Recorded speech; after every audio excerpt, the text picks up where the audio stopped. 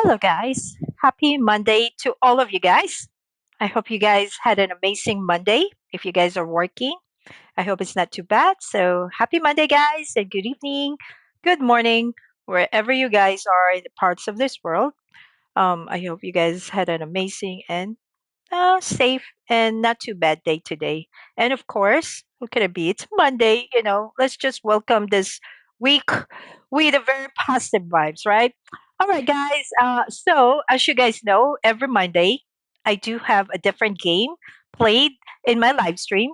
I normally do play Final Fantasy 14, but I think started 3 weeks ago. I started to play different games every Monday, and then I go back again to my usual Final Fantasy 14 game. But this time, for Monday game night for tonight, the game that I will be playing as suggested by Cameo, it's gonna be the Doki Doki Literature Club. Literature Club. So I haven't played this game, guys. I don't know what to expect in this game.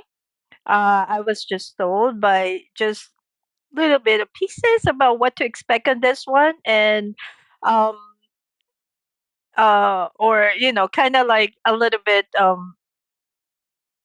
not to be spoily a bit. So I was kept kind of like like intrigued about this game. Let us say so. We'll see, guys. So let's see how it goes. But as I open this game, it's just give me a warning here that says this game is not suitable for children or those who are easily disturbed. Oh my god, why it can be, Is it a very unsettled game? We'll find out. I don't know what to expect in a game, guys. So we'll see. All right. So it looks like I gotta click this one. And as we can see, it looks like four anime girls here. And let's check that out. And then we'll probably get to know who are they, what are they in this game, and what is this game about. We'll see. Okay, it says here additional warning. Individuals suffering from anxiety or depression may not have a positive experience playing this game. Oh my god, there's so many warnings. I am a little bit intrigued. Why is there so many warnings at the beginning of the game? All right, let's go on, go on. Would you like to review detailed content warnings, which contain spoilers? Alternatively, in-game content warnings can be enabled in the setting menu at any time. So, we'll probably don't do any warnings, but we'll see what it goes, guys. And so far, it's just giving us such warning here. So, by playing Doki Doki Literature Club, you agree that you have noted the game's age rating in your region and you consent to your exposure of highly disturbing content.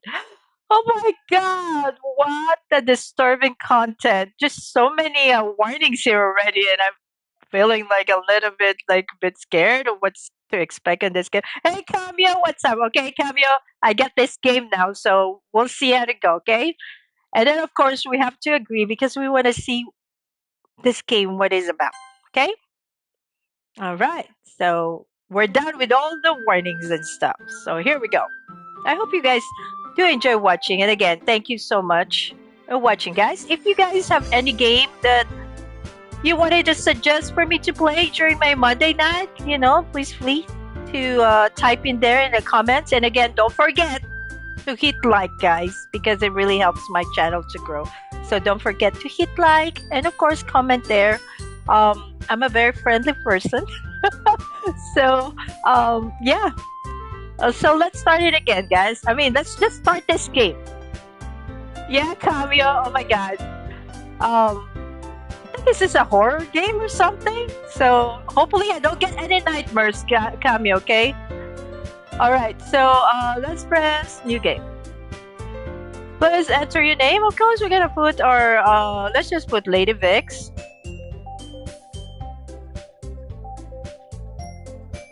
Lady Vix. Okay, here we go. Oh, hey! It says, hey! I see an annoying girl running towards me from the distance. I don't know. There's so many warnings already at the beginning of the game, Cameo. It kind of gives me like a horror chill vibe. All right. All right. So this says here, I see an annoying girl running towards me from the distance, waving her arms in the air like she's totally obvious to any attention she might throw to herself. That girl is Sayori, my neighbor and good friend since we were children. So, looks like the scene was from Japan. As you guys know, I just went to Japan last month, and these are the typical houses in Japan actually. Move on. You know, the kind of friend you'd never see yourself making today. But it just kind of worked out because you've known each other for so long. We used to walk to school together on days like this, but starting around high school, she would oversleep more and more frequently, and I would get tired of waiting up. Oh my god, I wonder why. But if she's going to chase after me like this, I almost feel better of running away. However, I just sigh and idle in front of the crosswalk and let Sayori catch up to me. Sayori. Ah, I overslept again! But I caught you this time. And then I said, maybe, but only because I decided to stop and wait for you. You say that like you were thinking about ignoring me. That's mean, Lady Vix. And I said, well, if people stare at you for acting weird, then I don't want them to think we're a couple or something. Fine, fine. But you did wait for me after all. I guess you don't have it in you to be mean even if you want to. Whatever you say, Sayori. Eh. We cross the street together and make our way to school. As we draw near, the streets become increasingly speckled with other students making their daily commute. By the way, Lady Vix, have you decided on a club to join yet? A club? I told you already I'm really not interested in joining any clubs. I haven't been looking either. That's not true. You told me you would join a club this year. Did I? I'm sure it's possible that I did in one of our many conversations where I did dismissively go along with whatever she's going on about. Sayori likes to worry a little too much about me when I'm perfectly content just getting by on the average while spending my free time on games and anime. Uh-huh. I was talking about how I'm worried that you won't learn how to socialize or have any skills before college. Your happiness is really important to me, you know. And I know you're happy now, but I die at the thought of you becoming a NEET in a few years because you're not used to the real world. You trust me, right? Don't make me keep worrying about you. Alright, alright. I'll look at a few clubs, makes you happy. No promises though. Will you at least promise me you'll try a little? Yeah, I guess I'll promise you that. Yay! Why do I let myself get lectured by such a carefree girl? More than that, I'm surprised I even let myself relent to her. I guess seeing her worry so much about me makes me want to ease her mind at least a little bit, even if she does exaggerate everything inside of her head. The school day is as ordinary as ever, and it's over before I know it. After I pack up my things, I stare blankly at the wall, looking for an ounce of motivation. Clubs? Sayori wants me to check out some clubs. I guess I have no choice but to start with the anime club. Hello? Sayori? Sayori must have come into the classroom while I was spacing out. I look around and realize that I'm the only one left in the classroom. I thought I'd catch you coming out of the classroom, but I saw you just sitting here and spacing out, so I came in. Honestly, you're even worse than me sometimes. I'm impressed. You don't need to wait up for me if it's going to make you late to your own club. Hey Brianna, what's up? Well, I thought you might need some encouragement, so I thought, Know what? Well, that you come to my club. Sayori? Yeah, There's no way I'm going to your club. Meanie. Sayori is vice president of the literature club. Now that I was ever aware that she had any interest in literature. I'm not playing Final Fantasy right now, Brianna, but I do suggest play Final Fantasy 14. In fact, I'm 99% sure she only did it because she thought it would be fun to help start a new club. Since she was the first one to show interest after the one who proposed the club, she inherited the title Vice President. That said, my interest in literature is guaranteed to be even less. Yeah, I'm going to the anime club. Come on, please. Why do you care so much anyway? Well, I kind of told the club yesterday I would bring in a new member. You get 1,000 missed calls, Brianna? That's a lot. That's calling you. That's a sign for you to join 14. And Natsuki made cupcakes and everything. Don't make promises you can't keep. I can't tell if Sayori is really that much of an airhead or if she's cunning as to have planned all of this out. I'll let out long sigh. Fine, I'll stop by for a cupcake, okay? Yes, let's go!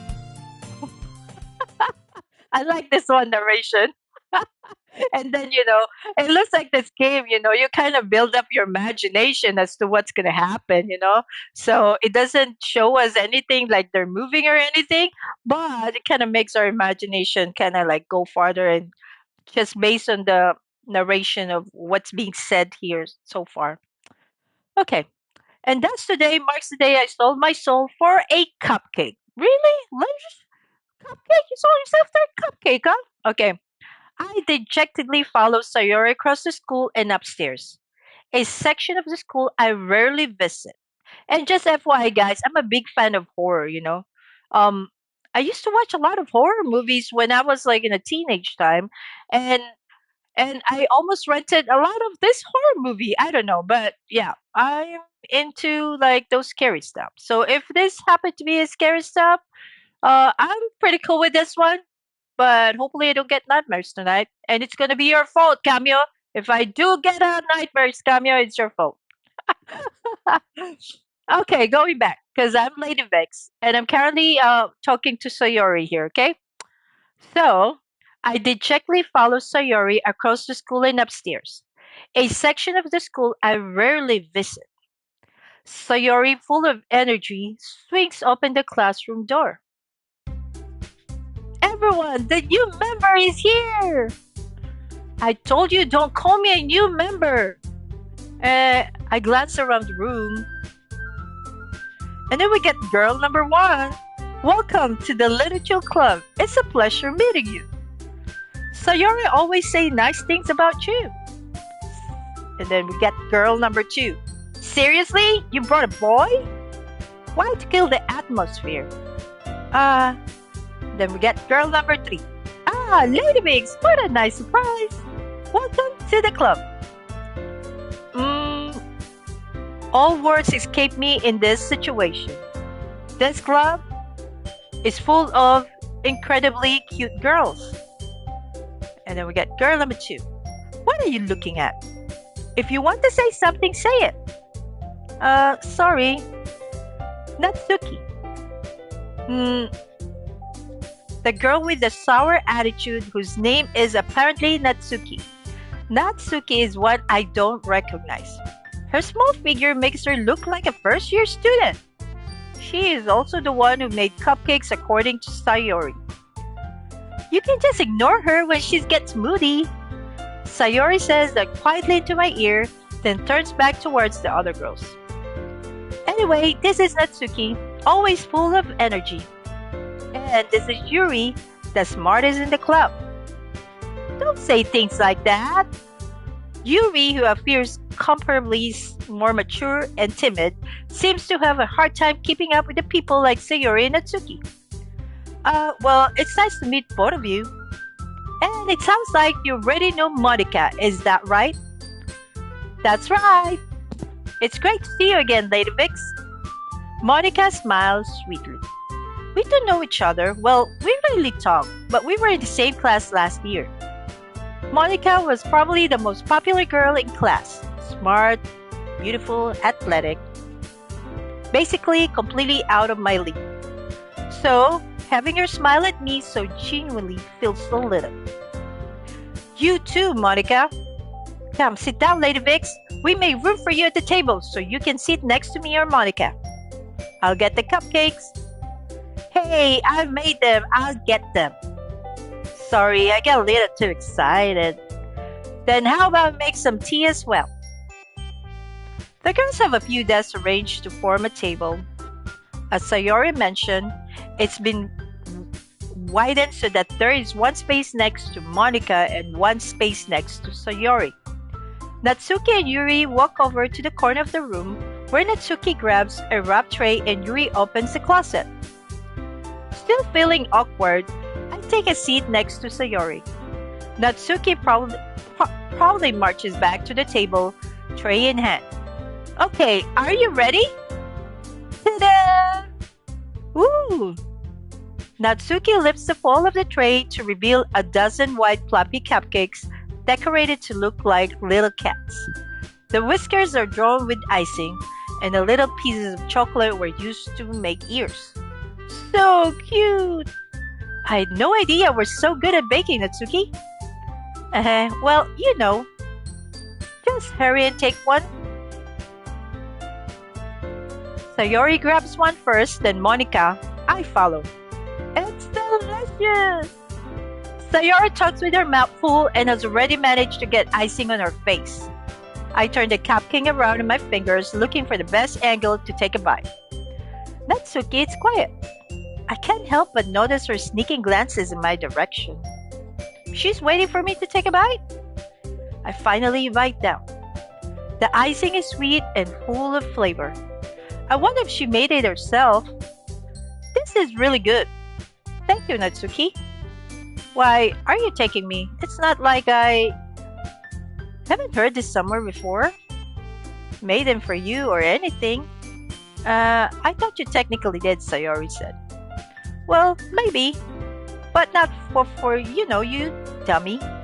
Alright. I give up on Natsuki's weird logic and dismiss the conversation. Yuri returns to the table carrying a tea set. She carefully places a teacup in front of each of us before setting down teapot next to the cupcake tray. You keep a whole tea set in this classroom? Don't worry, the teachers gave us permission. After all, doesn't a hot cup of tea help you enjoy a good book? I guess. Don't let yourself get intimidated. Yuri just trying to impress you. Hey, that's not. Insulted, Yuri looks away. I meant that, I believe you. Well, tea and reading might not be a pastime for me, but I at least enjoy a tea. I'm glad. Yuri faintly smiled to herself in relief. Monica raises an eyebrow, then smiles at me. So, what made you consider the literature club? I was afraid of this question. Something tells me I shouldn't tell Monica that I was practically dragged here by Sayori. Well, I haven't joined any clubs yet, and Sayori seemed really happy here, so that's okay. Don't be embarrassed. We'll make sure you feel right at home, okay? As a president of the literature club, it's my duty to make the club fun and exciting for everyone. Monica, I'm surprised. How come you decided to start your own club? You could probably be a board member of any of the major clubs. Hey, AD! Yeah, it's a very cozy. Not fighting. I mean, I don't know. I just started this one, so we'll see. I feel like I'm narrating here like a story, But it was fun. It's fun. So, Lady Vix is me. And I said, you could probably be a board member for any of the major clubs. Weren't you leader of the debate club last year? Well, to be honest, I can't stand all of the politics around the major clubs. It feels like nothing but arguing about the budget, and publicity and how to prepare for events.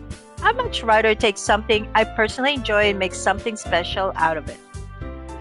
And if it encourages others to get into literature, then I'm fulfilling that dream. Monica really is a great leader. Yuri also nods in agreement. Then I'm surprised there aren't more people in the club yet. It must be hard to start a new club. You could put it that way.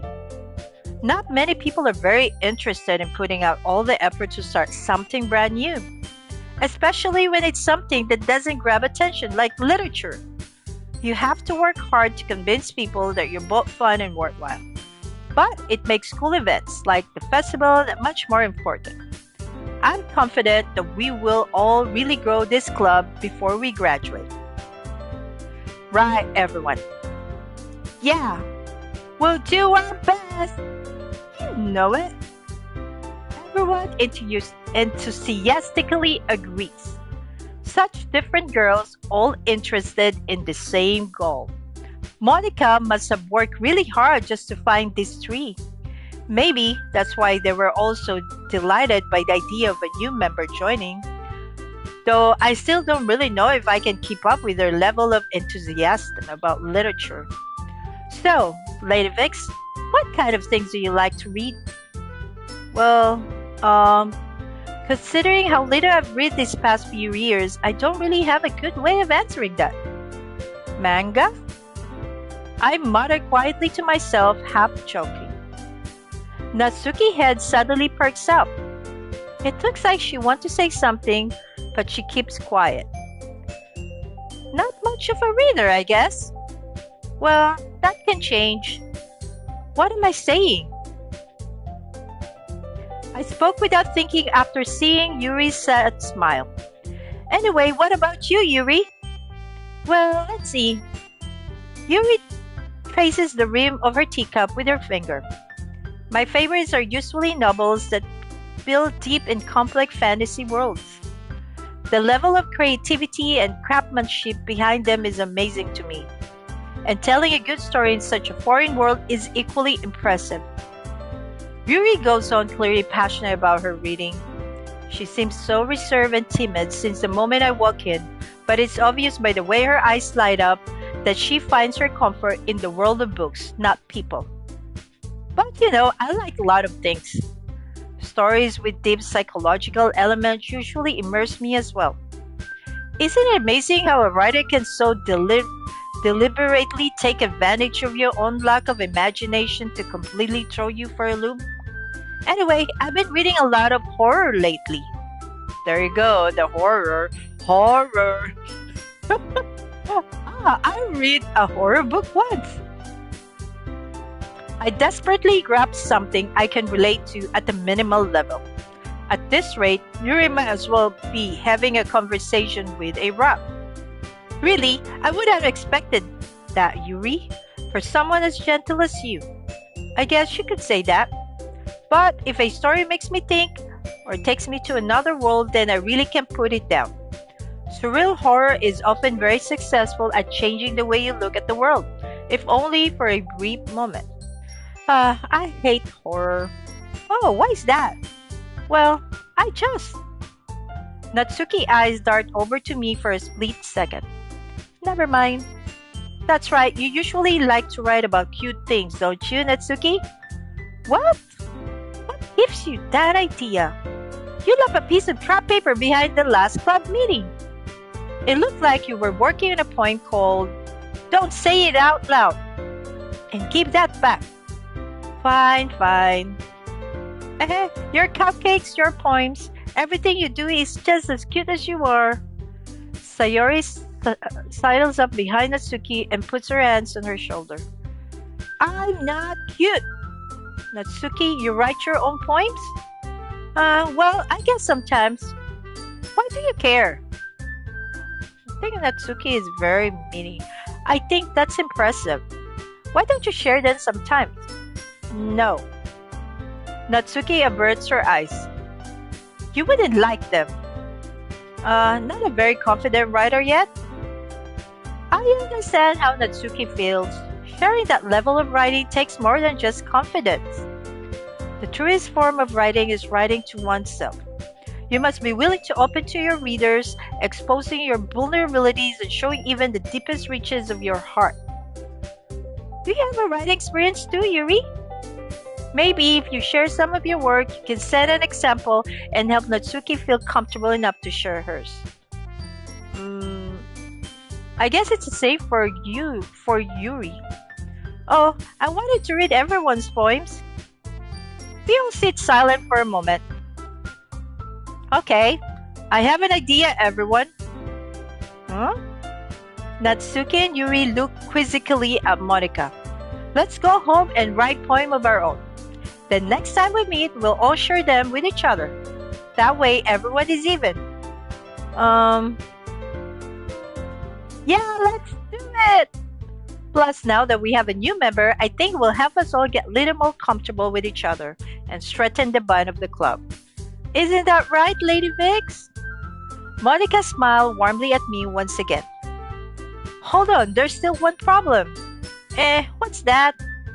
Now that we're back to the original topic of me joining the club, I bluntly come forward with what's been on my mind the entire time. I never said I would join this club. Sayori may have convinced me to stop by, but I never made any decision. I still have other clubs to look at and, I lost my train of thought. All four girls back at me with dejected eyes. But, I'm sorry, I thought, Lady Vix, you all, I'm defenseless against these girls. How am I supposed to make a clear-headed decision when it's like this? That's it. If writing poems is the price I need to pay in order to spend every day with these beautiful girls, right. Okay, I've decided then. I'll join the literature club. One by one, the girls' eyes light up. Yes, I'm so happy! Sayori wrapped her arms around me, jumping up and down. Hey, you really did scare me for a moment. If you really just come for the cupcakes, I would be super pissed. Then that makes it official. Welcome to the literature club. Thanks, I guess. Okay, everyone. I think with that, we can officially end today's meeting on a good note. Everyone, remember tonight's assignment. Write a poem to bring to the next meeting so we can all share. Monica looks over me once more. Lady Vix, I look forward to seeing how you express yourself. Yeah. Can I really impress the class star Monica with my mediocre writing skills? I already feel the anxiety welling up inside me. Meanwhile, the girls continue to chit-chat as Yuri and Natsuki clean up their food. Hey, Lady Vix, since we're already here, do you want to walk home together? That's right. Sayori and I never walk home together anymore because she always stayed after school for clubs. Sure, might as well. Yay! Okay, we're back to the home picture here again. With that, the two of us depart the club room and make our way home. The whole way, my mind wanders back and forth between the four girls. Sayori, Natsuki, Yuri, and of course, Monica. Will I really be happy spending every day after school in a literature club? Perhaps I have the chance to grow closer to one of these girls. Alright, I'll just need to make the most of my circumstances. I'm sure good fortune will find me, and I guess that starts with writing a poem tonight. Oh my god, we're really gonna write a poem here? It's time to write a poem.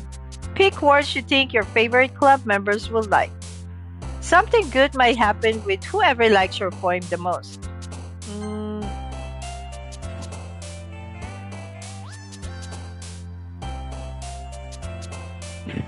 Oh, why do I have to do this? I feel like being quizzes here. Okay, so I will be put dream, excitement. I don't know what I'm doing here. Precious. Oh my God! Look at that, some of the words we said. Peaceful? Fire? Extraordinary? Flower? Oh, I need like 20 words. Okay. Destiny? Oh, rainbow. Thing? Okay, love. Uh, Vibrant. Happiness. Uh, Sunny. Giggles. Yeah, mine's gonna be all positive. Okay. Friends. Three more. Fantasy. Uh, Bubbles. Cute. And that's it, right? Oh, one more, one more. Uh, Dazzle. Okay, let's see what point we come up with all of those words. Hi again, Lady Vix. Glad to see you. You didn't run away on us. Oh, nah, don't worry. This might be a little strange for me, but I at least keep my word. Well, I'm back at the Literature Club. I was the last to come in, so everyone else is already hanging out. Thanks for keeping your promise, Lady Bix. I hope this isn't too overwhelming of a commitment for you, making you dive headfirst into literature when you're not accustomed to it. I know, we'll see, right? Oh, come on, that key deserves it. Am I supposed to be a dude here, Cameo? Yeah, I think I'm a dude, right? Because like he deserves any slack. Okay. My name is Lady Vix, but I'm like, it looks like my character is supposed to be a dude. Okay, Sayori told me you didn't even want to join any club this year. And last year too. I don't know if you plan to just come here and hang out or what. But if you don't take us seriously, then you won't see the end of it. Natsuki, you certainly have a big mouth for someone who keeps her manga collection in the club room. Natsuki finds herself stuck between saying Monica and manga. Manga is literature! Briefly defeated, Natsuki plops back into her seat. Oh, okay, so I'm a dude here. Okay. Don't worry, guys. Lady Vic's always give it his best as long as having fun. I could have just named my name a dude's game, though. Now I kind of like messed it up now because I'm Lady Vic's. Alright, guys, so I'm a dude here. He helps me with busy work without me even asking. Like cooking, cleaning my room. How dependable. Sayori, that's because your room is so messy, it's distracting. And you almost set your house on fire once. Is that so? You two are really good friends, aren't you? I might be a little jealous. How come? You and Lady Mix can become good friends too. Sayori. As usual, Sayori seemed obvious to the weird situation she just put me into. Oh, Yuri even bought you something today. Wait, Sayori? Me? Not really. Don't be shy. It's really nothing. What is it? Never mind. Sayori made it sound like a big deal when it's really not. What do I do? I'm sorry, Yuri, I wasn't thinking. I guess that means it's up to me to rescue this situation. Hey, don't worry about it. First of all, I wasn't expecting anything in the first place.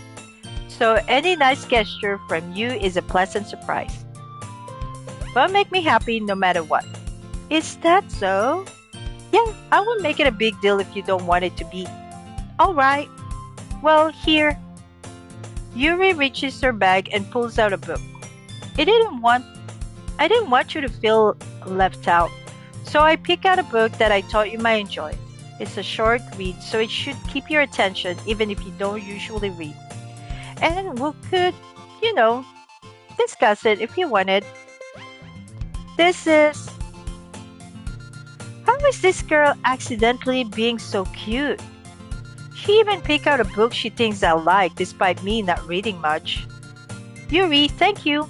I'll definitely read this. I enthusiastic. I'll take a book. Sorry guys, some word can be like a little bit tongue twister for me. Whew. Well, you can read it at your own pace. I look forward to hearing what you think. Now that everyone's settled in, I expect Monica to kick up some scheduled activities for the club. But that doesn't seem to be the case. Sayori and Monica are having cheery conversation in the corner. Yuri's face is already buried in a book. I can't help but notice her intense expression, like she was waiting for this chance. Meanwhile, Natsuki is rummaging around in the closet. Man, it looks like no one wants to be bothered today. I slumped down in the nearest desk. How am I supposed to occupy myself with something literature related by myself like this? I guess I could always read some of the book Yuri gave me, but I'm feeling a little too tired to read. I could probably fall asleep right now. Closed my eyes and ended up listening in Sayori's conversation with Monica. We're probably gonna seem really lame compared to all of the other clubs though. Hmm, well, we can't give up. The festival is our chance to show everyone what literature is all about. The problem is that the idea of a literature club sounds too dense and intellectual. But it's not like that at all, you know. We just need a way of showing that to everyone. Something that speaks to their creative minds. That doesn't solve the problem though. What do you mean? Even if we come up with the most fun things ever, nobody will come in the first place if it's literature event. So it's more important to figure out how to get people to show up in the first place, you know. And after they come, we can do the thing to speak to their creative minds. What's this? Sayori is taking this really seriously. It's rare to hear her deliberating like this. That's a good point. In that case, do you think food will do the trick? What kind? Well, I guess we could. Cupcakes! Good thinking. Natsuki would love to do that. You're right. Natsuki makes the best cupcakes. That works out perfectly. That wasn't why you suggested it. Cupcake speaks to many creative tummy. Cupcakes it is then. I'm hungry. Anyway, we still need to work out the details of the event itself. I find myself smiling. In the end, Sayori is still her usual self. But therein lies the unexpected reason I admire her. Unlike me, who has trouble finding any motivation at all. Sayori can put her mind to things and make them come to life. I suppose that's why I ended up letting her get on my case about things. I can't help but wonder what it would be like to see the world through her eyes. Wow! I open my eyes to find Sayori's face filling my vision. I nearly fall out of my chair. Sorry. Wait. Actually, I'm not sorry at all. It's your fault for sleeping like that. This isn't the napping club. It's a napping club. That's the school I have napping club? You're staying up late again, aren't you? Now that you're in the club, you're gonna have less time for anime, you know. You'll need to get used to it. Don't say that loud, so loud. I glanced over my shoulder to see if Monica overheard. It's true though. Yeah, I know. You're always looking out for me, Sayori. Hey, it's what I do best. That's a problem. I know, right? If there's a napping club, that sounds fun. Everybody needs to have a nap. What about you? You look out for me better than you look out for yourself. You're still oversleeping every day, aren't you? Not every day. That's not very convincing.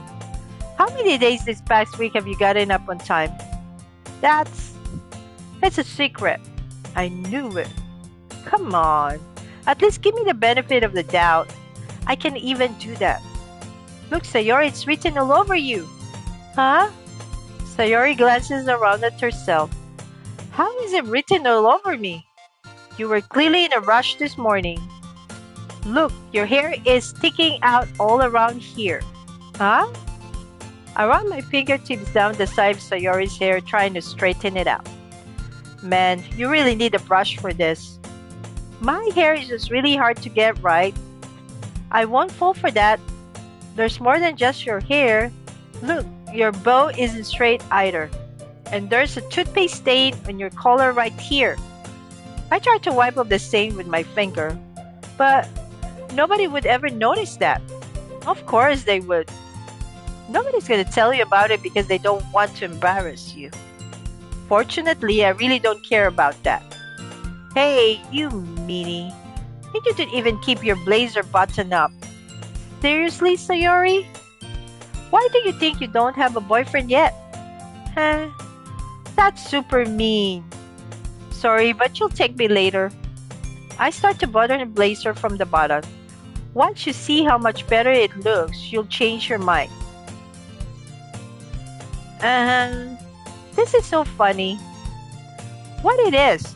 Well, I was just thinking how weird it is to have a friend who does these kinds of things. Huh? Don't say that. You make me feel weird about it, stupid. It's okay though. I'm happy we're like this. Aren't you? I guess. Hey, be careful. The button might come off. Why, is this one so hard to close? Where is this one going through, Cameo? I struggled to fully close the button near her chest. Does this thing even fit you properly? It did when I bought it. Sigh. If you ever button it, you would have noticed sooner that it doesn't fit you anymore. What are you smiling about? It means my boobs get bigger again. Don't say that out loud. Anyway, you look much better now, so... why does it feel strange to see Sayori's blazer buttoned up like that? But it's so stuffy. It's not worth it at all. Sayori hastily unbuttons her blazer once more. That's so much better. Sayori puts her arms out and twirls around. So, if I keep it unbuttoned, then I would get a boyfriend, right? What kind of logic is that? And why are you saying that like it's a good thing? Because if I had a boyfriend, then he would even let you do things like this. And you take care of me better than anyone else would anyway. So that's why I'm keeping it unbuttoned. Stop saying all these embarrassing things. Huh? I didn't say anything embarrassing. Jeez. Well, anyway, just focus on trying to wake up a little early. Only if you can focus on going to bed early. Fine, fine. It's a deal. I guess we really are better at taking care of each other than we are taking care of ourselves. Yeah, I guess so. So maybe you should come wake me up in the morning. You're doing it again, Sayori. But I was joking that time. Man, it's impossible to tell with you sometimes. Okay, everyone. Monica suddenly calls out. Why don't we share the poems we wrote now? Yay! Lady Vix. I know, right? But again, I feel like okay, guys, I'm a dude here, okay? I'm a dude, but you know, it's just my name is Lady Vix. I didn't expect that I'm gonna be a dude here. Lady Vix, I can't wait to read yours. Yeah, same. I felt to sound enthusiastic, but Sayori still thoughts a way to retrieve her poem. By the way, do you remember to write a poem last night? Yeah. My relaxation ends. I can't believe I agreed to do something so embarrassing. I couldn't really find much inspiration since I never really done this before. Well, now that everyone's ready, why don't you find someone to share with? I can't wait! Sayori and Monica enthusiastically pull out their poems. Sayori's on wrinkled sheet of loose leaf torn from a spiral notebook. On the other hand, Monica wrote hers in a composition notebook. I can already see Monica's pristine handwriting from where I sit. Natsuki and Yuri reluctantly comply as well, reaching out into their bags. I do the same myself. All right, here we go. Point time. Who should show my poem to first? Okay, let's just probably do Sayori. She's the first name. I'm definitely most comfortable sharing it with Sayori first. She's my good friend after all. Oh? Oh my goodness! This is so good, Lady Vix. Eh? I love it. I had no idea you were such a good writer. Sayori, you must be seriously overreacting. I'm not good writer at all. I honestly have no idea what I'm doing. Well, maybe that's why. Because I have no idea what I like either. Uh-huh. Jeez. I'm sure Yuri's opinion has to be a little more constructive than this. Maybe even Natsuki. Are you sure you don't like it just because I wrote it? Uh, well, I'm sure that's part of it. I think I understand you better than a lot of other people. So when I read your poem, it's not just a poem, it's Lady Vic's poem. And that makes it feel extra special. Like I can feel your feelings in it. Sayori hugs the sheet against her chest. You're so weird, Sayori. Uh huh. I'm really happy just that you wrote one. Just reminds me of how you're really a part of the club now. Not to mention the fact that I'm standing in front of you in the club room. Well, of course. I'm not really into yet, but that doesn't mean I'll break my promise. See? It's like I said before, Lady Bix. Deep down, you're not as selfish at all. Trying new things like this for other people. That's something that only really good people do. Thanks, Sayori. Not sure if Sayori sees the full picture of my motive here. Then again, I can't deny that she's part of the reason I joined, knowing how much this means to her and all. Yeah, and I'm gonna make sure you have lots of fun here, okay? That will be my way of thanking you. Alright, I'm going to hold you to that then. Yay! Now you read my form too, right? Don't worry, I'm really bad at this. Uh-huh. We'll see about that. Oh, this is her poem. Dear sunshine, the way you go through my blinds in the morning, it makes me feel like you miss me, kissing my forehead to help me out of bed, making me rub the sleepy from my eyes. Are you asking me to come out and play? Are you trusting me to wish away a rainy day? I look above, the sky is blue. It's a secret, but I trust you too. If it wasn't for you, I could sleep forever, but I'm not mad. Sayori, this is just a guess, but did you wait until this morning to write this? No, just a little bit. You can answer just a little bit to a yes or no question. I forgot to do it last night. Well, at least that make me feel a little better about myself. Don't be mean. I still try my best. Yeah. I didn't mean to say that it was a bad poem. It came out nicer, how should I put it? Sounds just like you. Really? Yeah. Especially that last line. I made eggs and toast, even though you were late to school. It's bad to skip breakfast. I get all cranky. Well, I guess there's no point in arguing. Anyway, thanks for showing me. Uh-huh. This was so much fun. Monica's the best. Yeah. But next time I won't forget. And I'm gonna write the best poem ever. Well, I guess I'll look forward to it. How about my poem though? What should come up? Okay, let's read Natsuki.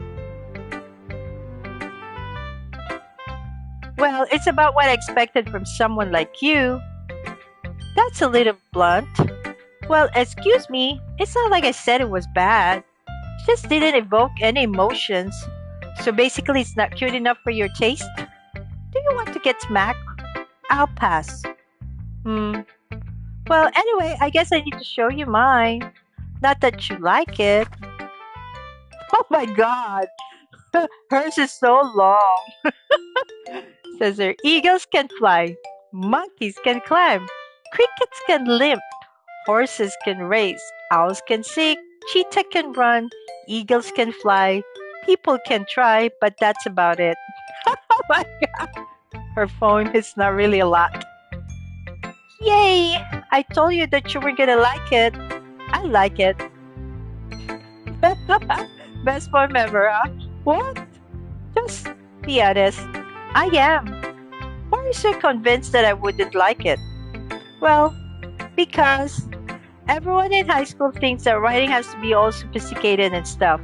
So people don't even take my writing seriously. But isn't the point of poems for people to express themselves? Your writing style wouldn't make your message any less valid. Yes, exactly. I like when it's easy to read, but it hits you hard. Like in this poem. Seeing everyone around you do great things can be really disheartening. So I decided to write about it. Yeah, I understand. But the other nice thing about simple writing is that it puts more weight on the wordplay. Like, I set up for a rhyme at the end, but then made it fall flat on purpose. It helps brings out the feeling in the last line. So you did. I guess more went into that, I realized. That's what it means to be a pro. I'm glad you learned something. Didn't expect that from the youngest one here, did you? Yeah, guess not. I decided to humor her with that last comment. I don't really care how old everyone is, but if Natsuki is feeling proud that I won't take that away from her, what should I show my poem to next? Yuri. It's Yuri's turn. Hmm. Yuri stares at the poem. A minute passes, more than enough time for her to finish reading. Hmm. Oh, sorry.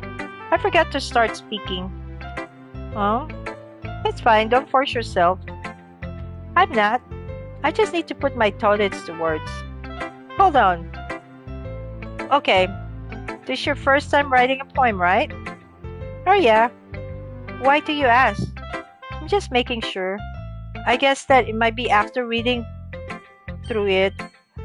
Ah, so it's that bad? No. Did I just raise my voice? I'm sorry. Yuri buries her face in her hands. I couldn't help but notice that it's been several minutes and really haven't gotten anywhere. It might take Yuri a while to get used to new people. It's fine. I really didn't notice. What were you saying? Right. It's just that there's specific writing habits that are usually typical of new writers. And having been through that myself, I kind of learned to pick up on them. I think the most noticeable thing I recognize in new writers is that they try to make their style very deliberate. In other words, they tend to pick a writing style separate from the topic matter, and they form fit the two together. The end result is that both the style and the expressiveness are weakened. Once Yuri finds her train of thought, it's as if her demeanor totally changes. Her stammering is completely gone, and she sounds like an expert. Of course, that's not something you can be blamed for. There's so many different skills and techniques that go into writing even a simple poem. Not just finding them and building them, but getting them to work together is probably the most challenging part. It might take you some time, but it all comes with practice and learning by example and trying new things. I also hope that everyone else in the club gives you valuable feedback. This is a reading class here, Razor. Do you know this game, Razor? Doki Doki?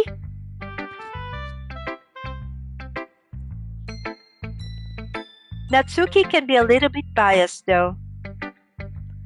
Biased how? Um, well, never mind. I shouldn't be talking about people like that.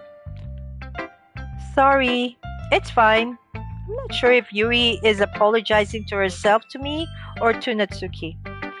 Do you mind if I read your poem now? Please do. I'd love to share my thought process behind it, so let's see her poem. Yuri smiled dreamily as if that's a rare opportunity for her, which itself is kind of funny. After all, isn't it supposed to be a literature club? Oh my god, look at her writing. Goes under the light. The tendrils of my hair illuminate beneath the amber globe anticipating. It must be this one, the last remaining street light to have withstood the test of time, the last yet to be replaced by the sickening blue-green hue of the future. I bait. Calm, breathing air of the present but living in the past. The light flickers, I flicker back. Oh, I don't know whether poem. That sounds like a poem. It seems to be an observation. I'm sorry, I have such terrible handwriting. Yeah, your handwriting is a little bit hard to read, Yuri. What? I wasn't thinking that at all, but it took you a long time to read. Uh, well, I just don't read script very often. I actually think your handwriting is pretty. Eh? That's a relief. Also, I like the poem. Even though it's short, it was really descriptive. It wasn't too short. I usually write longer poems. Not at all. I'm really glad you like it. I'll be honest, since it's our first time sharing, I wanted to write something little more mild. Something easy to digest, I suppose. Are you into ghosts, Yuri? Hmm, actually, the story isn't about the ghosts at all, Lady Vix. Really? I must have the total missed that point. Well, I suppose you did only glance over it after all. But remember that poets often express their own thoughts, feelings, and experiences in their work. They usually do more than tell a simple story or paint a picture. In this case, perhaps the subject of the poem is only being symbolically compared to a ghost, lingering in her last remaining place of comfort and unable to let go of the past, and soon to be left with nothing. That's a lot more solemn putting it that way. I haven't even thought of that. That's impressive. It's nothing really. Well, it makes me happy that you think that. Just remember that it won't be long before you pick up these things too. Yeah, maybe you're right. I guess I have to keep trying. I'm counting on you. Alright, I've got one person here with a Monica. Hi, Lady Vix. Having a good time so far? Oh yeah. Good, glad to hear it. By the way, since you're new and everything, if you have any suggestion for the club, like new activities or things we can do better, I'm always listening. Now, don't be afraid to bring things up, okay? Yeah, and she's the leader, so she better have some good points to show everyone. Alright, I'll keep that in mind. Of course, I'm afraid to bring things up. I'm much better off just going with the flow until I'm more settled in. Anyway, want to share your point with me? It's kind of embarrassing, but I guess I have to. Ha ha ha. Don't worry, Lady Vix. We're all a little embarrassed today, you know. But it's that sort of barrier that we'll all learn to get past soon. Yeah, that's true. I hand Monica my poem. I like this one. It makes me think of something Sayori would like. Is that so? You and Sayori are really good friends, right? I wouldn't be surprised if you had those sorts of things in common. Well, we may be good friends, but Sayori and I are actually really different. Hmm. Well, that may be the case. But maybe there are also some similarities that you wouldn't expect. The way she talks about you. It sounds like the two of you really care about each other's well-being. Even if you show in different ways, it ends up being more similar than you think. So, I think that's the kind of vibe I get when reading your poem. Hmm? You sure you're not reading it too much? I wonder what did I come up with my poem by picking up those words? Haha, I could be. Oh gosh, I sound like Yuri. But in any case, Sayori's writing has kind of gentle feels to it. I can tell that she likes exploring with emotions like happiness and sadness. Who knew that someone so happy would enjoy sad things too? Yeah, that's totally unexpected. Well, to each their own. And you shouldn't be afraid to experiment a little bit either. I'm sure I ended up trying different things a lot. I could take a while before I felt comfortable doing this. That's okay. I love to see you try new things. That's the best way to find the kind of style that suits you. Everyone else might be a little bit biased toward their own kinds of style, but I always help you find that suits you the most. So don't force yourself to write the way everyone else wants you to write. It's not like you have to worry about impressing them or anything. Uh huh. Uh huh. Anyway, do you want to read my poem now? Don't worry, I'm not very good. You sound pretty confident for someone who claims to not be very good. Well, that's the cause I have to sound confident. That doesn't mean I always feel that way, you know. I see. Well, let's read it then. Hole in wall. It couldn't have been me. See, the direction the spackle protrudes. A noisy neighbor? An angry boyfriend? I'll ever know. I wasn't home. I peer inside for a clue. No, I can't see. I reel, blind like a film, left it out in the sun. But it's too late. My retinas. Already scorched with a permanent copy of the meaningless image. It's just a little hole. It wasn't too bright. It was too deep, stretching forever into everything. A hole of infinite choices. I realize now that I wasn't looking in. I was looking out. So, what do you think? It's very freeform. That's what you call it. Sorry, I'm not really the right person to ask for feedback. It's okay. Yeah, that kind of style has gotten pretty popular nowadays.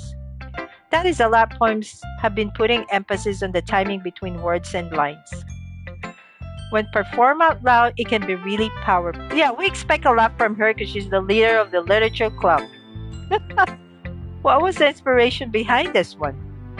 Uh, well, it's the hole in the wall. That's her inspiration. Not sure if I know how to put it. I guess you could say that I had some kind of epiphany recently. It's been influencing my poems a bit. An epiphany? Yeah, something like that. I'm kind of nervous to talk about deep stuff like that because it's kind of coming on strongly. Maybe after everyone is better friends with each other? Anyway, here's Monica writing tip of the day. Sometimes when you're writing a poem or a story, your brain gets too fixated on a specific point. If you try so hard to make it perfect, then you'll never make any progress. Just force yourself to get something down on the paper and tidy it up later. Another way to think about it is, if you keep your pen in the same spot for too long, you'll just get a big dark puddle of ink. Oh, that's true though. So just move your hand and go with the flow. That's my advice for today. Thanks for listening. I guess that's everyone. I glanced around the room. That was a little more stressful than I anticipated. As if everyone is judging me for my mediocre writing abilities. Even if they're just being nice, there's no way my point can stand up to. I want to see what my point came up. This is a literature club after all. I sigh. I guess that's what I ended up getting myself into. Across the room, Sayori and Monica are happily chatting. My eyes land on Yuri and Natsuki. They gingerly exchange sheets of paper, sharing their respective poems. As they read in tandem, I watch each of their expression change. Natsuki's eyebrows furrow in frustration. Meanwhile, Yuri smiles sadly. What with this language? Did you say something? Oh, it's nothing. Natsuki dismissively returns the point to the desk with one hand. I guess you could say it's fancy. Huh? Thanks. Yours is cute. Cute? Did you completely miss the symbolism or something? It's clearly about the feeling of giving up. How can that be cute? I know that. I just meant the language, I guess. I was trying to say something nice. You mean you have to try that hard to come up with something nice to say? Thanks, but it really didn't come out nice at all. Well, I do have a couple suggestions. If I was looking for suggestion, I would have asked someone who actually liked it. Which people did, by the way. Sayori liked it, and Lady Vix did too. So based on that, I gladly give you some suggestions on my own. First of all, excuse me. I appreciate the offer, but I spent a long time establishing my writing style. I don't expect it to change anytime soon unless, of course, I come across something particularly inspiring, which I haven't yet. Mm, and Lady Vic's like my point too, you know? He even told me he was impressed by it. Natsuki suddenly stands up. Aw, I didn't realize you were so invested in trying to impress our new member, Yuri. Eh? That's not what I. Uh, Yuri stand up as well. Maybe you're just jealous that Lady Vicks appreciate my advice more than he appreciate yours. Huh? And how do you know he didn't appreciate my advice more? Look like they're getting jealous to each other's now. Are you that full of yourself? No. If I was full of myself, I would deliberately go out of my way to make everything I do overly cutesy. Uh, mm, is everyone okay? Well, you know what? I wasn't the one whose boobs magically grew size bigger as soon as Lady Vic started showing up. Natsuki? Natsuki, that's a little. That doesn't involve you. I don't like fighting, guys. Suddenly, both girls turned towards me, as if they just noticed I was standing there. Lady Vix, she just trying to make me look bad. That's not true. She started it. She could get over herself and learn to appreciate that simple writing is more effective, then this wouldn't have happened in the first place. What's the point in making your poems all convoluted for no reason? The meaning should jump out to the reader, not force them to have figured it out. Help me explain that to her, Lady Vix. Wait, there's no reason we have so many deep expressive words in our language. It's the only way to convey complex feelings and meaning the most effectively. Avoiding them is not only unnecessarily limiting yourself, it's also a waste. You understand that, right, Lady Vix? Well, how did I get dragged into this first place? It's not like I know anything about writing, but whomever I agree with, they probably think more highly of me. So, of course, that's going to be. Oh my god. I. This is like a drama. Oh, I probably don't pick anything. I'll just have Sayori decide. Oh, he picks Natsuki. Natsuki. Natsuki glares at me, trying up any words I have in my mouth. So instead, I turn to Yuri. Yuri. But your expression is so defenseless that I can't bring myself to say anything to her. Sayori! Yeah. Everyone's fighting is making Sayori uncomfortable. How can the two of you keep fighting when you know you're making your friend feel like this? Lady Vex, well, that's her problem. This isn't about her. I agree. It's unfair for others to interject their own feelings into our conflict. Yeah, unless Sayori was to tell Yuri what a stuck up jerk she's being. She would never. It's your immaturity that make her upset in the first place. Excuse me? Are you listening to yourself? This is exactly why.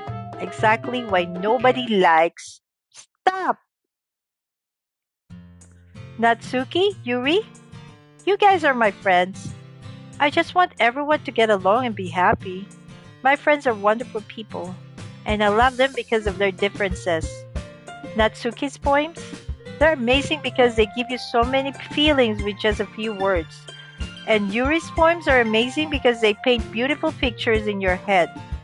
Everyone's so talented. So why are we fighting? Because, well, also, Natsuki's cute and there's nothing wrong with that. And Yuri's boobs are the same as they always were. Big and beautiful. Sayori. Sayori stands triumphantly. Monica stands behind her with a bewildered expression. I'll make some tea. Yuri rushes off. Natsuki sits down with a black impression of her face, staring at nothing. So, this is why Sayori is vice president. I whisper to Monica. She nods in return. To be honest, I might come up as a good leader and I can organize things, But I'm not very good with people. I could even bring myself to interject. As president, that's kind of embarrassing of me. Uh huh. Nah, it's not like I can blame you. I wasn't able to say anything either. Well, I guess that just means Sayori is amazing in her own ways, isn't she? You could say that. She might be an airhead, but sometimes it's really suspicious that she knows exactly what she's doing. I see. Take good care of her, okay? I would hate to see her get herself hurt. That makes two of us. You can count on me. Monica smiled sweetly at me, causing my stomach to knock. Such a genuine person really does make a good president, regardless of what she says. If only I could get the chance to talk to her a little more. Okay, everyone. It's just about time for us to leave. How did you all feel about sharing poems? It was a lot of fun. Well, I say it was worth it. It was alright, well, mostly. Lady Vix, how about you? Yeah, I say the same. It was a neat thing to talk about with everyone. Awesome! In that case, we'll do the same thing tomorrow. And maybe you learn something from your friends too. So your poems will turn out even better. I think to myself, I did learn a little more about the kinds of poems everyone likes. With any luck, that means I can at least do a better job impressing those I want to impress. I nod to myself with newfound determination. Lady Vix, ready to walk home? Sure, let's go. Hey! Sayori beams at me. Actually, it's been a while since Sayori and I've spent this much time together. I can really say I'm not enjoying it either. Sayori, about what happened earlier? What do you mean? You know, between Yuri and Atsuki? Does that kind of thing happen often? No, no, no, no. That's really the first time I've seen them fight like that. I promise they're both wonderful people. You don't hate them, do you? No, I don't hate them. Just wanting your opinion, that's all. I can see why they make good friends with you. Hmm. Lady Vex, it's nice that I get to spend time with you in the club. But I think seeing you get along with everyone is what makes me the happiest. And I think everyone really likes you too. That's uh, every day is going to be so much fun. It looks like Sayori still hasn't caught into the kind of situation I'm in. Sure, being friends with everyone is nice, but does it really need to stop there? We just have to see what the future holds, Sayori. I pat on the shoulder. I said the more to myself than to her, but it's easy to use Sayori as my internal monologue sometimes. Okay, yeah, let's do this.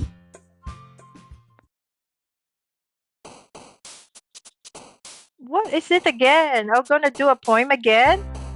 Phew. Okay. They even didn't they didn't even show my poem.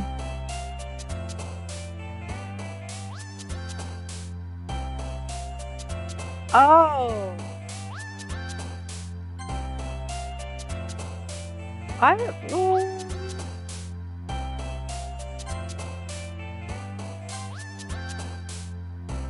so what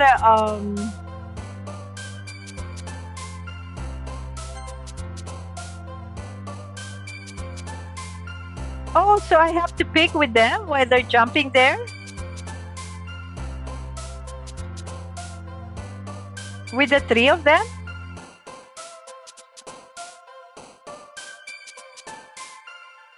Okay, I couldn't really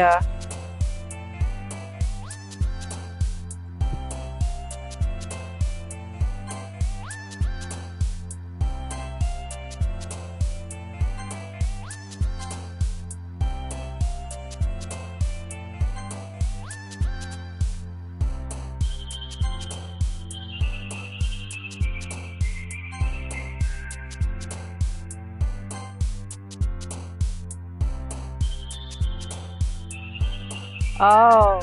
Yeah, they should show what the poem come up based on the choices here. That'll be nice.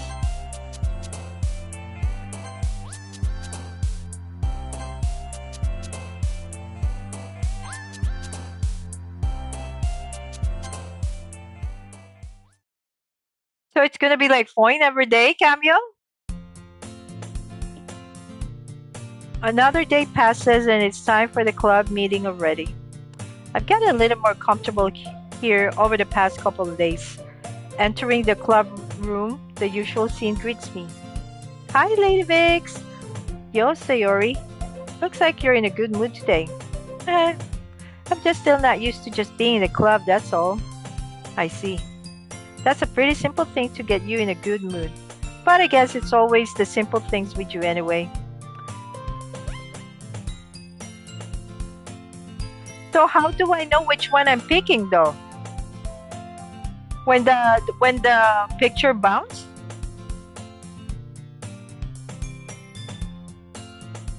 Or you can just pick randomly whatever describe them. Okay, got it, I guess. Kinda hungry? Will you come with me to buy a snack? No thanks. Huh? That's not like you at all. I have my reasons. Why don't we take a look at your purse, Sayori? Uh, why that all of a sudden? No reason, really. I just wanted to look at it. Ah, Sayori nervously retrieves her coin purse. She fumbles with the latch and gets it open. Then she turns it upside down and lets its contents spill onto the desk. Only two small coins fall out. Uh, I knew it. I can see right through you, Sayori.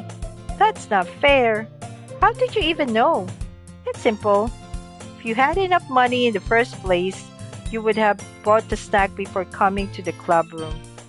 So either you're not hungry and want an excuse to take a walk, or you plan to conveniently forget that you spent all your money so that I would lend you some. But there's one more thing. You're always hungry. And so that only leaves the one option. Wow, I give up. Don't make me feel guilty. If you feel guilty, that means you deserve to feel guilty. Haha. Yuri suddenly giggles. Eh, I didn't notice that she was listening in. Her face in her book as always. Ah, I wasn't listening or anything. It was just something in my book. Yuri, tell Lady Vix to let me borrow some money. That. Don't get me involved like that, Sayori. Besides, you should only buy what you can responsibly afford. And frankly, after pulling a mischievous little stunt like that, your suffering is fair enough retribution. Ah, did I just. I didn't mean that. I got too absorbed into my book. Huh? Uh huh. I really like when you speak your mind, Yuri. It doesn't happen much, but it's one side of you. That's. There's no way you could think that. You were right, though. I did something bad and now I have to accept the revolution. Retribution. That. Still coming from you, Sayori. I guess there's a little devil inside all of us, isn't there? Uh huh. Don't let her fool you. Sayori knows exactly what she's doing. After all, she told you guys she was bringing me to the club before she even told me. But you would have come if it weren't for the cupcakes, so I had to trick Natsuki into making them. Come on, give me more credit than that, Sayori. Uh-huh. Out of nowhere, something smacks Sayori in the face and tumbles onto the desk. Whop! Yeah. Oh, what was? A cookie? Sure enough, it's a giant cookie wrapped in a plastic. Sayori glances around. Is this a miracle? It's because I paid my restitution? Retribution. Actually, that one almost worked. I was just gonna give it to you, but then I heard you blab about the cupcakes. It was totally worth seeing your reaction though. Haha. That's Suki! That's so nice of you. I'm so happy. Sayori hugs the cookie. Geez, just eat it. Sayori rapidly tears open the wrapper and takes a big bite. So good. Sayori suddenly claps her hands over her mouth. I bit my tongue.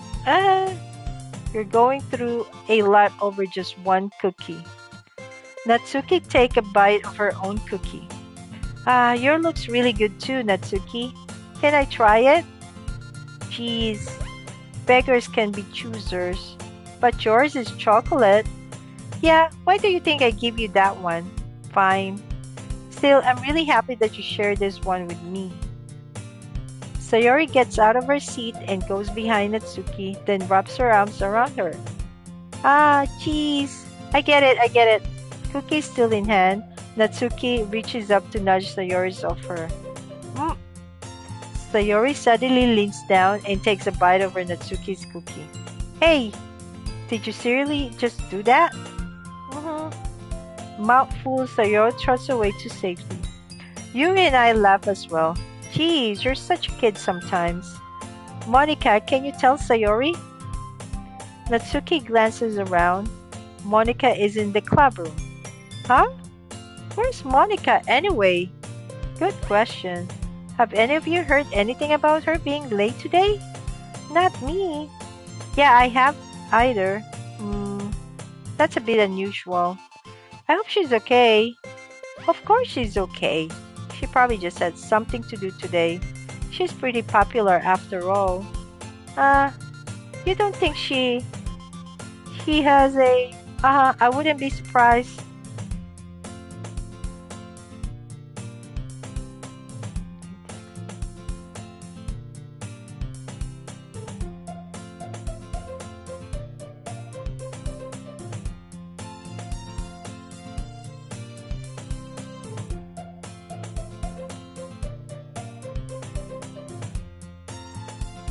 Oh, hold on a second, guys. Be right back. Gotta do something. A quick.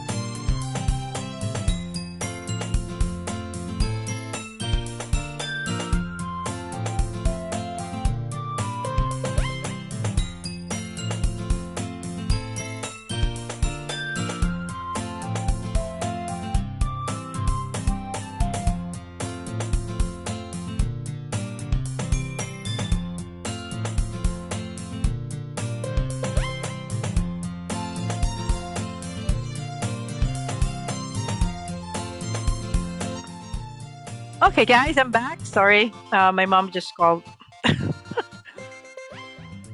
All right, so going back, so Yuri is talking right now, and she said, "Aha, I wouldn't be surprised. She probably more desirable than all of us combined." That's true. Excuse me. Thank you, Camille. Suddenly, the door swing open. Sorry, I'm super sorry. There you are. I didn't mean to be late. I hope you guys weren't worried or anything. Uh, Monica chose the club over her boyfriend after all. You're so strong willed. Boyfriend? What on earth are you talking about? Monica quizzically glances at me. Never mind that. What held you up anyway? Uh, well, my last period today was study hall. To be honest, I kind of just lost track of time. Hey, Razor, I had to attend to my mom, okay? That makes no sense, though. You would never heard the bell ring at least. I must not have heard it since I was practicing piano. Piano? I wasn't aware you play music as well, Monica. I don't really. I kind of just started recently. I've always wanted to learn piano. That's so cool! You should play something for us, Monica. That's. Monica looks at me. Maybe once I get a little bit better, I will. Yay! That sounds cool. I also look forward to it. Is that so? In that case, I won't let you down, Lady Vix. Oh my god, Lady Vix becoming so popular with it, girls. What's happening? Monica smiles sweetly. I didn't mean any pressure or anything like that. Don't worry. I've been practicing a whole lot recently, and I really love the chance to share once I'm ready. I see. In that case, best of luck. Thanks. So, I didn't miss anything, did I? Not really. I chose to leave Sayori's mischievous escapade. I'm sure Natsuki will end up complaining to her anyway. It looks like everyone is already settled down. Sayori somehow already finished her entire cookie. Yuri is back to her book and Natsuki disappeared into the closet. Lady Vix! Lady Vix! Sayori suddenly comes up to me. I'm getting the vibe, Cameo. I'm gonna go some supplies from another classroom. Want to come with me? Supplies? What for? Well, you know the festival is coming up. Me and Monica, we're gonna make some posters and stuff. So I need to go find some crayons and markers and glue sticks. I see. Sure, I'll go with you. Yay! Okay, Monica, we'll be back soon. Huh? Are you going with Lady Vix to get the supplies? There's no need to trouble yourself. I'd be happy to go with him. Oh my god, are they like all like crashing on Lady Vix now? I'd be happy to go with him. Oh, but I wanted to go. It's so much fun exploring empty classrooms and stuff. Okay. It was just suggestion. See if you can find poster paper too, okay? Okay. Ready, Lady Vix? Yep, let's go. Sayori and I exit the classroom. I follow behind Sayori hums and skip around the hallway. Honestly, it feels like I'm talking to a kid to the mall or something. Sayori finds pleasure in the simplest things sometimes. Hey Sayori, what exactly are we doing for the festival anyway? Not sure how you would make an event out of literature. Me and Monica have it all planned out. Don't you worry. Is that so? Yep. We're gonna do a poetry performance. A performance? Of what kind? Well, everyone's gonna take turns on stage and recite their favorite poems. Huh? That sounds kinda dull. Lady Vix, you're not thinking about it right way at all. not just about reading poems, it's about performing them. Like, you say the lines of the poem like, between my feet, the last remaining flower beckons to me. I twist stem, freeing it from its clinging roots, caressing the final joyous moment between my fingers. But to what ends have I summoned this joy? For now when I look in every direction, the once prosperous field before me is but a barren wasteland. Like that. Sayori, how do I put this? I'm sure it's just me, but it's impossible for me to take you seriously when you talk like that. Uh, you meanie. I'm working super hard on this, you know. And I know. I just meant that it's pretty an ordinary contrast to your cute self. Don't say that, it's embarrassing. But I guess that means I'm doing a good job. Yeah, I guess so. Yeah, I'm so excited. The festival is going to be so much fun. Sayori spun herself around the hallway again. Hey, Lady Vix, this classroom over here is empty. Let's begin the mission. The mission, eh? It's been a long time since I spent time with Sayori like this. But in the end, she hasn't changed one bit. She's nothing but a bowl of sunshine drawing a happy vibes from the world around her. It's a pretty nostalgic feeling for me. As the years by, I began to hole myself up in my room more and more. So going adventuring with Sayori brings about a special sort of feeling I forgot I had in me. The two of us enter the classroom. Sayori heads straight to the closet and I follow. Let's see what we have in here. Crayons?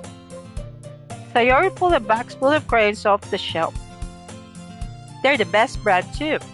They're kind of dirty though. Sayori starts pulling various crayons out of the box, reading the color names. Alright, that's the one down. Don't get distracted, we still need to find. Wait, I'm looking for my favorite color. Fine. Then at least move inside so I can look for poster paper. I dropped one by accident. Smack! Yeah. Sayori bends over and smacks her forehead right into the shelf. Ouch. She falls to the floor and the crayons spill over her lap. Oh, you okay? My forehead. Sayori clutches her forehead. Gee, Sayori, that's just like you, isn't it? Come on, let me see. Since Sayori is sitting on the floor, I grab her by the waist and pull her out of the closet. You have to move your hand, Sayori. But it hurts. Just do it for a second.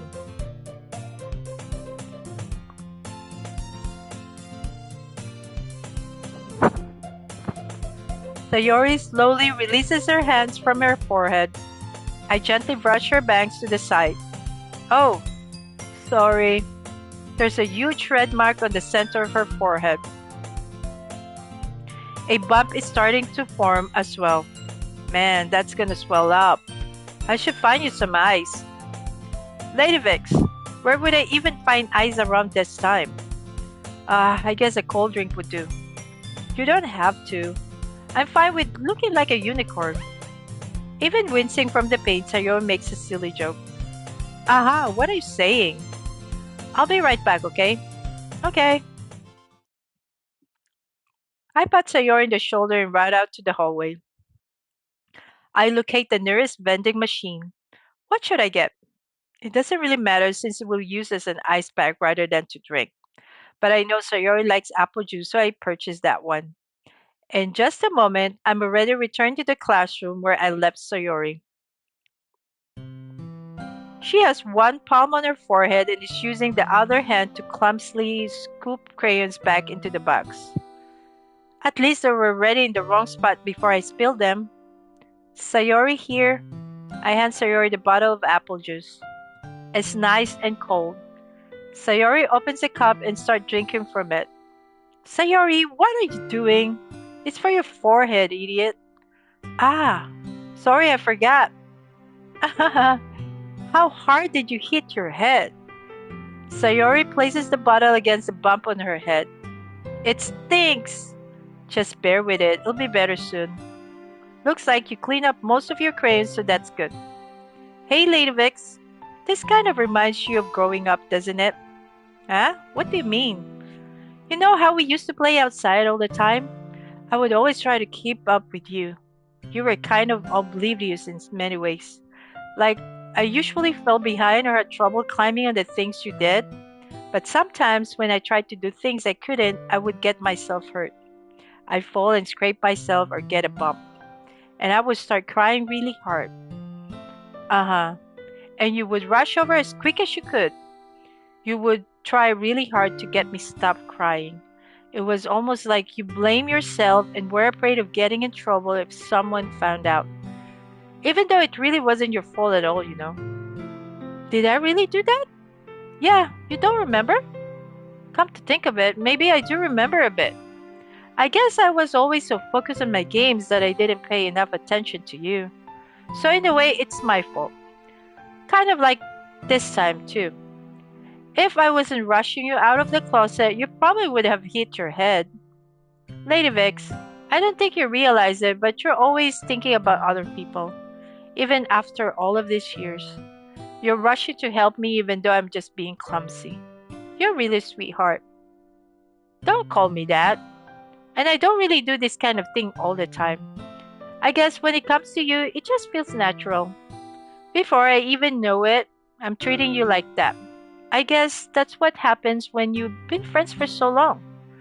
Really? Maybe you're right, Lady Vix. I'm so glad that nothing's changed between us. Do you think it'll be like this forever? Forever? If I'm honest to myself, there's no telling where we'll each other for college or after that. So it wouldn't be fair for me to make any promises. But, well, I hope so. It's been this long already, right? I can't imagine you ever changing, so my hopes are up. I'm so happy. Sayori has a whimsical expression in her eyes. We remain silent for a moment. She's so silly and clumsy on the outside that when I see her deep in thought like this, it makes me not want to disturb her. I guess we should go back. I don't want to worry Monica, you know. Good luck with that. She's gonna see your forehead either way. Not if I had it under my bangs. Sayori hops to her feet. Ah, she clutches her forehead again. Don't stand up so fast after hurting yourself. Well, I guess too late now. Anyway, let's go. I follow Sayori out of the classroom. Sayori plays with her bangs to try to hide the bump. But without much success, in a moment, we make it back to the club room. Ah, you're back. Good timing. I was just about ready to start with sharing our poems. Sayori, your forehead. She's fine, don't worry about that. I was playing with the crayons and smacked my forehead to the shelf. Well, anyway, were you able to find everything we need? I have it right. Huh? Sayori frantically glancing around herself. I forgot all the stuff. Calm down, Sayori. I have it all right here. I found the poster paper too. Sounds like you ended up doing all the work, Lady Vix. Well, Sayori. I failed to come up with an excuse for Sayori. I made it an adventure. Yeah, that. Okay. In any case, good work. I'll start working on the poster tonight. Me too. Okay, everyone. Are you ready to share your poems? Yes, I should grab mine. After making sure the crayon box is closed tightly, I return to my seat.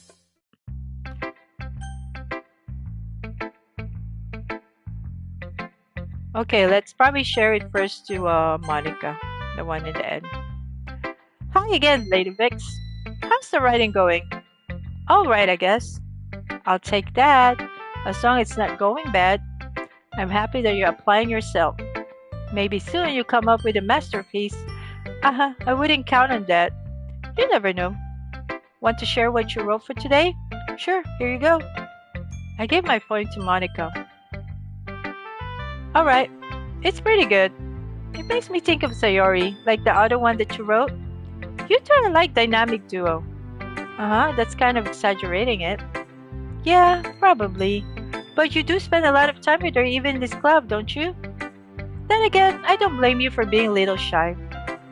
I'm not shy, it's just, just teasing.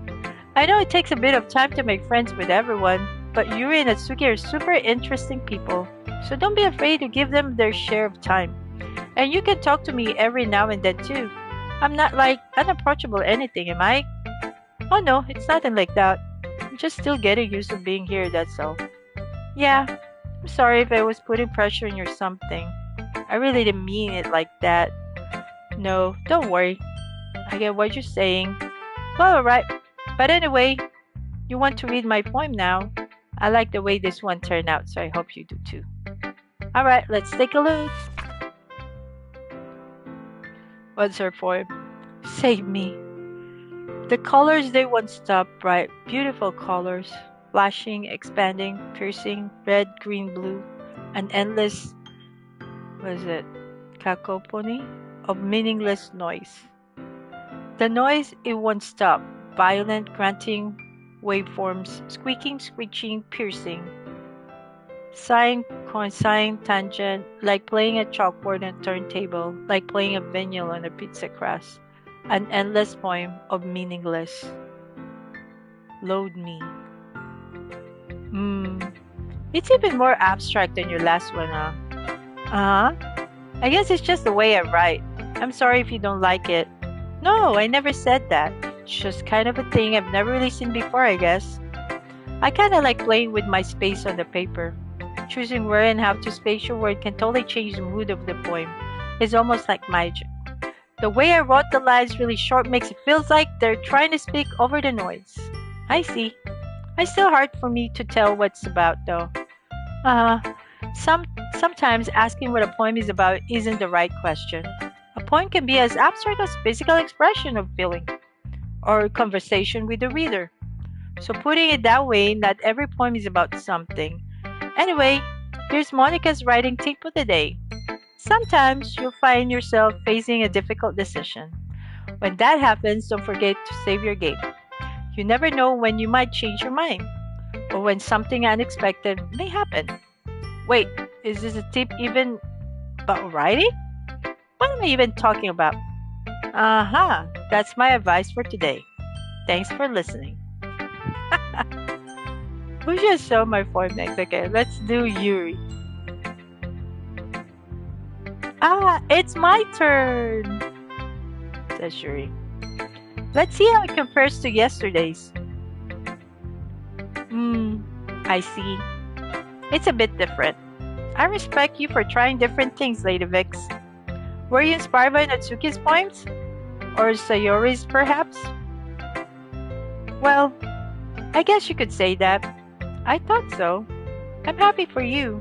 You don't need to find inspiration in my poems. I write them for myself, not for anyone else. So I don't really need for people to like them or anything. Yuri, I'm sorry for being blunt, but you're overthinking this little. Just because our styles are different doesn't mean I dislike your poems. In fact, if I tried to do something in your style, I would probably just do a terrible job. I see. I'm sorry. My stupid mind, it likes to do sometimes. Anyway, you don't need to be afraid to be a little more daring. Metaphors can go a long way. Don't feel like you need to work your brain like turning a bunch of gears. Try letting your mind wander through your feelings and write down the things you see and hear. That's one way to truly enable your reader to see it in your mind. It's very intimate exercise. I see. That's certainly interesting technique. Thanks for sharing. I have, well, an example of that if you like to read it. Of course. Is this the poem you wrote for today? Yuri nods and timidly hands me her poem. Oh my god, hers a bit long.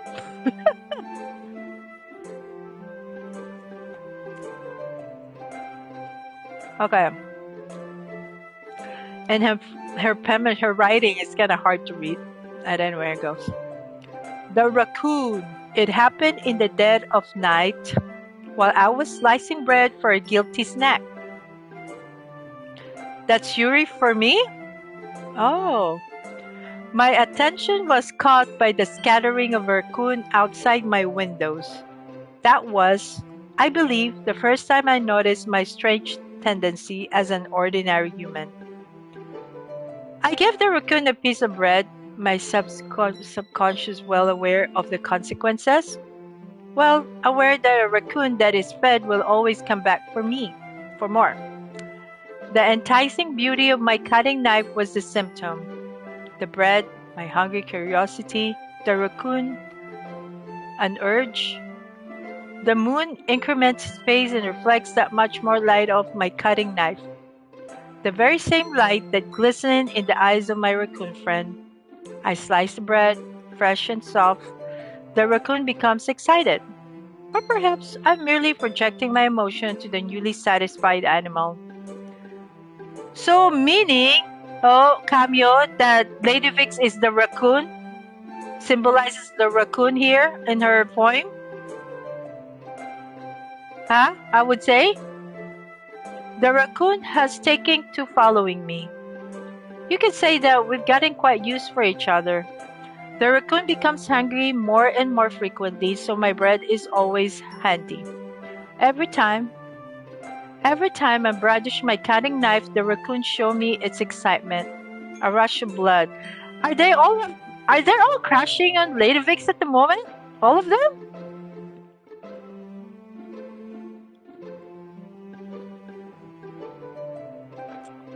A rush of blood. Classic Fabolian conditioning. I slice the bread and I feed myself again. So I think Yuri has a crush on Lady Vix. My conclusion. Mm, I was a little more daring with this one than yesterday's. I can see that. It's a lot more metaphorical. Yeah, it's a metaphorical. So she kind of like symbolizes raccoon as Lady Vix, and whatever her feelings with Lady Vix that is. It's a lot more metaphorical. I don't know if it's my fault, but I can't begin to imagine what this poem is about. That's right. It's a bit closer to my preferred writing style. And depending on the words you use for your poem, the order you pick that goes to share the points. Oh, okay. It's a bit closer to my preferred writing style. Using the poem as a canvas to express vivid imaginary and conveying emotions through them. Yeah, if I take it face value, then I can't even figure out what it's supposed to mean. Well, I think it's something that different people can relate to in their own way. I wanted to express the way it feels for me to indulge in many more usual habits. In those sorts of things, I'm usually forced to keep to myself. So I sometimes enjoy writing about them. Why do you keep them to yourself? Because they're embarrassing and people wouldn't make fun of me. Don't you have anything like that, Lidvix? Well, yeah, I guess I do. I feel like everyone has little something like that. The best we can do is respect each other in our individualities, even if it's difficult sometimes and some things make us uncomfortable. After all, if I hadn't learned to embrace my own weirdness, I would probably hate myself. I might be ranting a little bit now, but I'm glad that you're a good listener. Okay.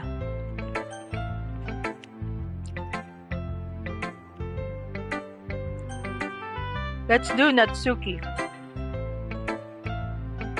Hmm. Well, it's not really any worse than your last one, but I can't really say it's any better either. Huh? For what? Well, anything that isn't train wreck, I'll take as a win. And I get the feeling you're probably the most critical. Hey, what makes you? Wait, maybe that was a compliment? Uh, Glad to see someone recognizes my experience. Well then, keep practicing. Maybe you'll be as good as me someday. That's, something tells me Natsuki completely missed the point. Come to think of it, this kind of reminds me of Sayori's point from yesterday. Huh? You think so? Yeah, well, I guess. If you've been friends with her for so long, you might be on the same wavelength. But you never really struck me as her type. Sayori as a type all of a sudden? Well, I don't know, but honestly, how can someone so air floppy spend so much time with someone like you? It's like she's dragging around a dead weight. Huh? That was a little unnecessary. But think of it this way.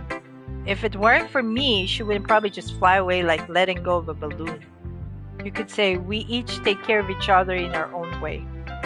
Whatever it is, I don't get it. Oh yeah, I guess I'm supposed to show you my poem. Here. Oh, it's a little bit long this time, her poem. Yesterday, it's very short.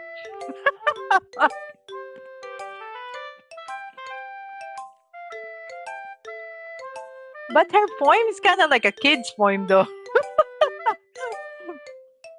Amy likes spiders. You know what I heard about Amy?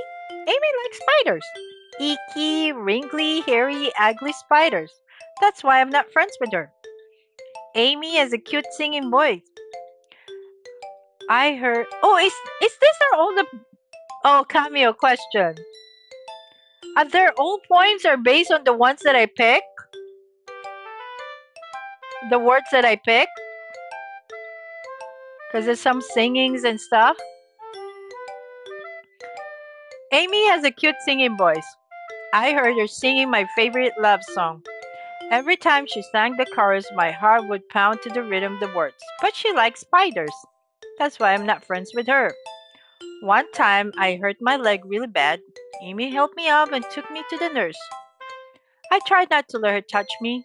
She likes spiders, so her hands are probably gross. That's why I'm not friends with her. Amy has a lot of friends. I always see her talking to people. She probably talks about spiders. What if her friends start to like spiders too? That's why I'm not friends with her. It doesn't matter if she has other hobbies. It doesn't matter if she keeps it private. It doesn't matter if it doesn't hurt anyone. It's gross. She's gross. The world is better off without spiders lovers. And I'm gonna tell everyone. I don't think she's doing a poem though. Not bad, right?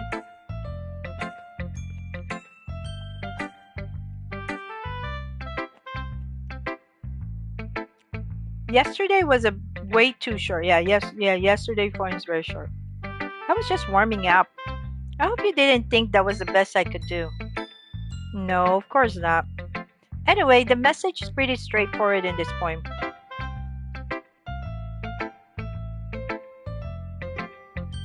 Okay. I doubt I have to explain it. Sometimes you can explain complicated issue with much simpler analogies and helps people realize how stupid they're being. Like, anyone would agree that the subject of this poem is an ignorant jerk. Do you know people like that? Of course, it's about how everyone thinks my... That doesn't matter. It can be about anything. I wrote to be easy to relate to. Everyone has some kind of weird habit or guilty pleasure. Something that you're afraid if people find out, they make fun of you or think less of you. But let's just make people stupid. Who cares what someone like as long as they're not hurting anyone, it makes them happy. Okay, like fetish and stuff. I think people really need to learn to respect other people liking weird things. That's funny.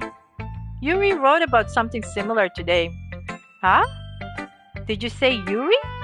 Yeah. She said her poem was about an unusual hobby of hers. I didn't really get it, but she said something similar to you. That people should make each other feel insecure about those things. Really? Well, I mean, Yuri's pretty weird, so I wouldn't doubt that she has some weird hobbies. Not that there's anything wrong with that. It's not like I would judge her or anything. Natsuki has trouble finding words. I guess I should try not to be so mean to her. She feels insecure about her weird behaviors and stuff. I mean, I always hate people who make me feel insecure. And Yuri made me feel insecure yesterday. But the way you put it sounds like she's learned her lesson. Well, I would say so. Even her writing style really different. I'm sure she'll appreciate the message in your poem. It's what I do best after all. I don't like writing unless there's a good message to take away from it. Like conveying emotion is important. But I want to make people think, not just feel. Remember that. I'm gonna write good one for tomorrow too, so look forward to it.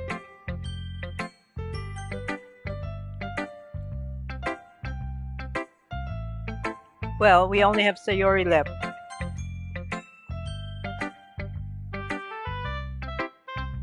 Lady Vix, I really love your poems.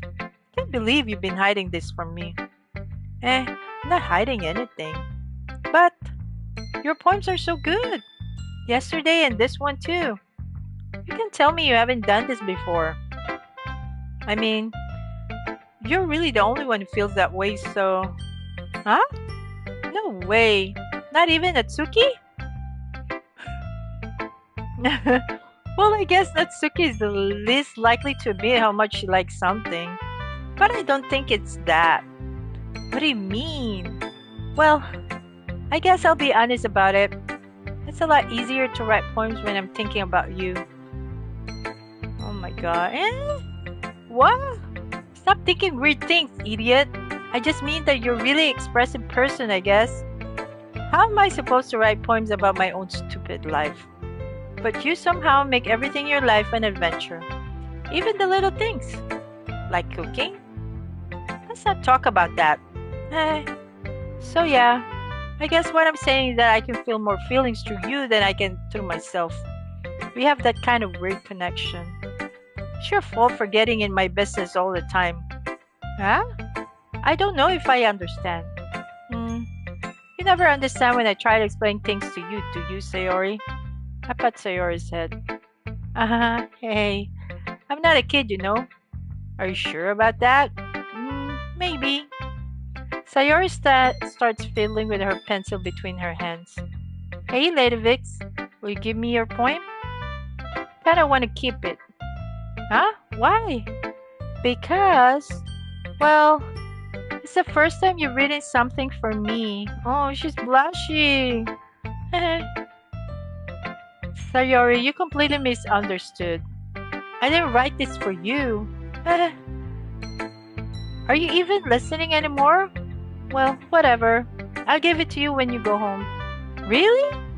Snap. I broke my pencil. Sayori hastily bends down to pick up the piece she dropped. But being inattentive or surroundings, she bumps her right into me. Sorry. It's fine, it's fine. I get it for you. I bend down and pick up the broken pencil. Sayori clutches the desk beside her to support herself, knees shaken. I'm a little clumsy today. It's because. Let's sit down, Sayori. Yeah. I grab Sayori's arm and help her sit at the desk. Anyway, I still haven't read your poem. Oh, sorry, I forgot about that. But it's not as good as yours. Jeez, don't worry. I'm sure I'll like it. Oh my god, it's pretty long. She always talk about... What does she talk about? Yesterday, she talks about the sun.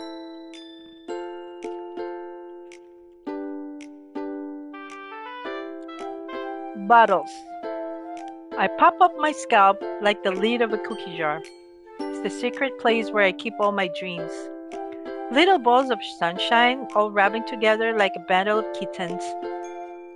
I reach inside with my thumb and forefinger and pluck one out. It's a warm and tingly. But there's no time to waste. I put it in a bottle to keep it safe. And I put the bottle on the shelf with all of the other bottles. Happy thoughts, happy thoughts, happy thoughts in bottle all in a row. My collection makes me a lot of friends. Each bottle a starlight to make amends. Sometimes my friend feels a certain way. Down comes the bottle to save the day. Night after night, more dreams.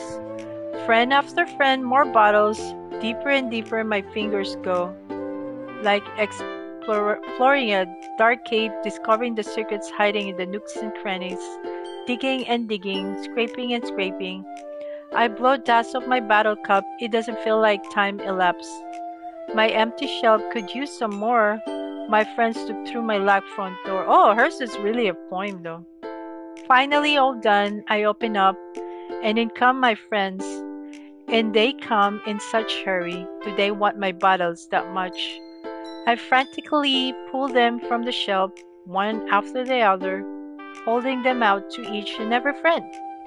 each and every bottle, but every time I let one go, it shatters against the tile between my feet. Happy thoughts, happy thoughts, happy thoughts in shards all over the floor. They were supposed to be for my friends who aren't smiling. They're all shouting, pleading, something, but all I hear is echo, echo, echo, echo inside my head. Wow. Holy crap! Sayuri, did you really write this? Of course I did. Didn't tell you yesterday I was gonna write the best poem ever? Yeah, but I didn't expect something like this coming from you. Monica taught me a whole lot, and I've been really in touch with my feelings recently. I see that. It's almost kind of creepy. Creepy? Well, not exactly. Maybe because I'm so used to being cheerful. Well, never mind. I'm thinking too hard about it. The point is, it came out good, so you should be proud of it. Oh, thanks. I feel like I was meant to express myself this way. It even helps me understand my own feelings a little bit better. Writing is like magic. You've gotten pretty passionate about this, huh? I hope you keep it up. Yeah, writing's the best. I'm gonna keep writing until I die. Don't get ahead of yourself. Sayori always a habit of getting obsessed with something before dropping it no more than a week later. I wonder if this one of those times, but seeing the passion in her eyes makes it hard for me to be pessimistic. Okay, everyone, we're all done reading each other poems, right? I have something extra planned today, so if everyone could come sit at the front of the room. Is this about the festival? Well, sort of. Do we really have to do something for the festival? It's not like we can put together anything good in just a few days.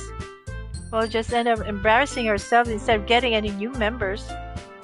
That's a concern of mine as well. I don't really do well with last-minute preparations. Don't worry so much. We're going to keep it simple, okay? We won't need much more than a few decorations. Sayori has been working on posters and I've designed some pamphlets we can give out during the event.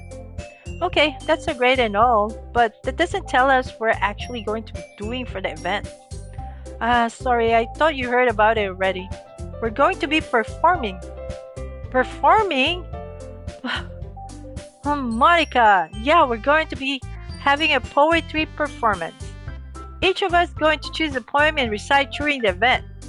But the cool part is we're also going to let anyone else come up and recite poems too.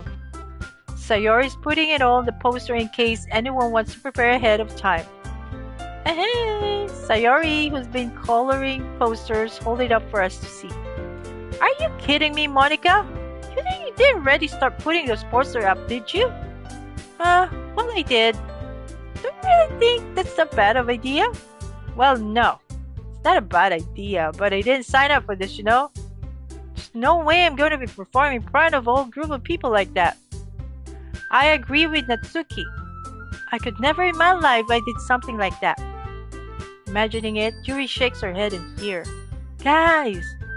No, Sayori. I understand where they're coming from. Remember that Natsuki and Yuri have never shared their poems with anyone until just a couple of days ago. It's a lot to ask them for recite their poems out loud to a whole room full of people. I guess I kinda overlooked that. So I'm sorry. But I still think we should give it our best.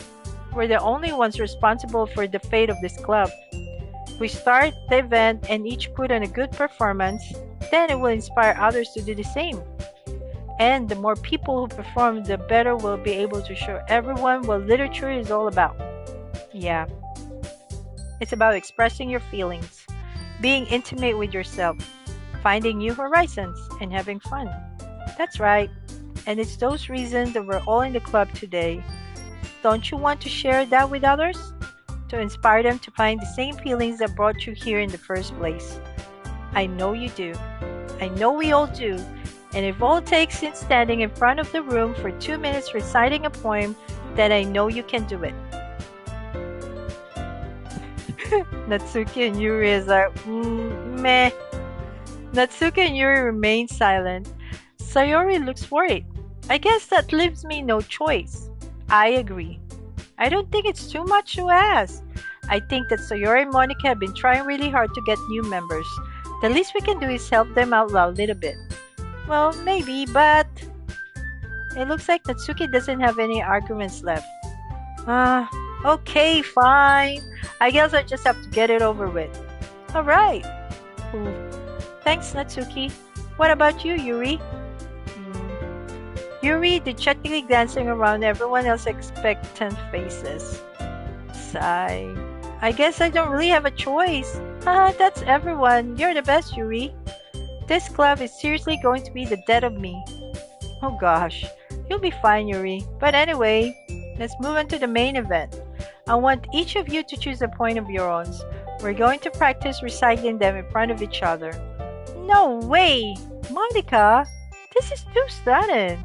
Well, if you can recite your poem in front of the crowd, how do you expect to do it in front of strangers? Oh no! She's like so... It's like, she's not expecting this thing. What about those people with, like, stage fright?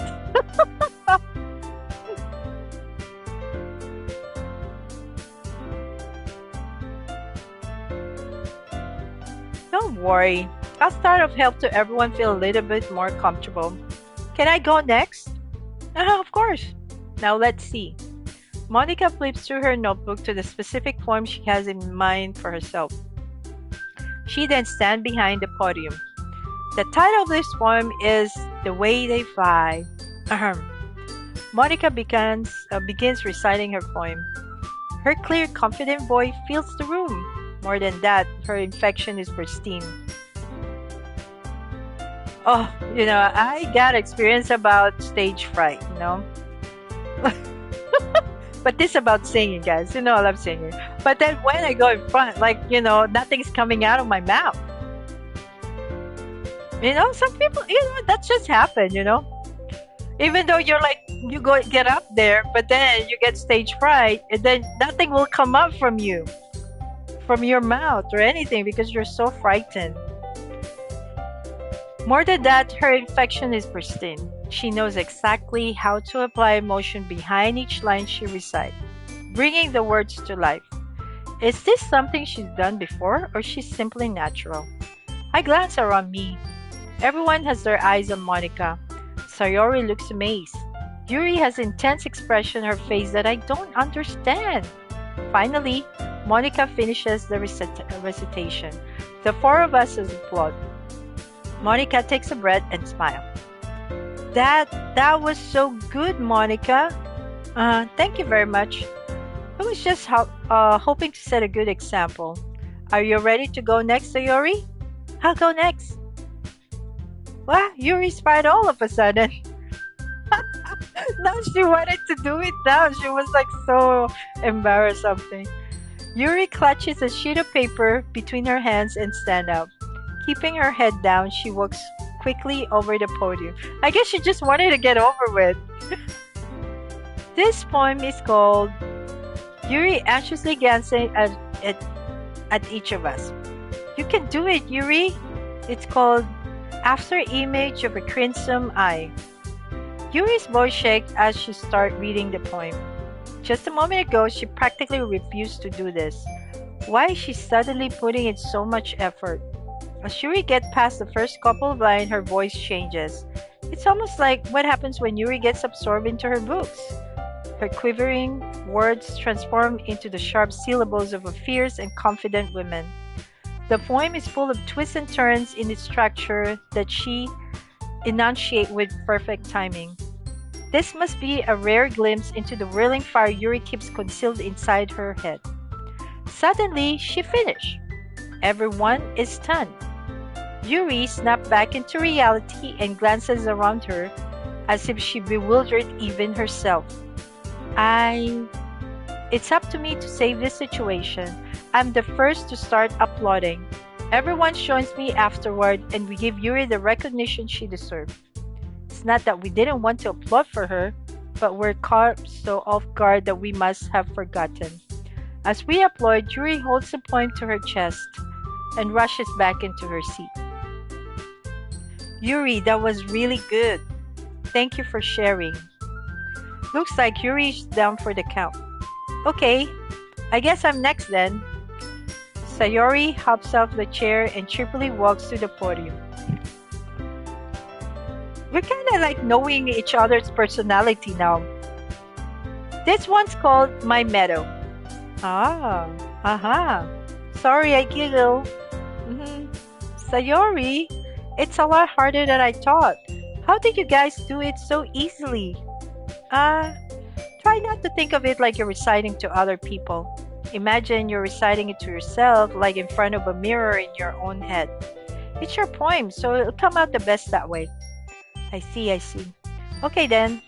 Sayori begins her poem. Somehow it feels like her soft voice would make a perfect match. The poem isn't aimlessly cheery like Sayori is. It's serene and bittersweet. If I were to read this on paper, I probably wouldn't think much of it.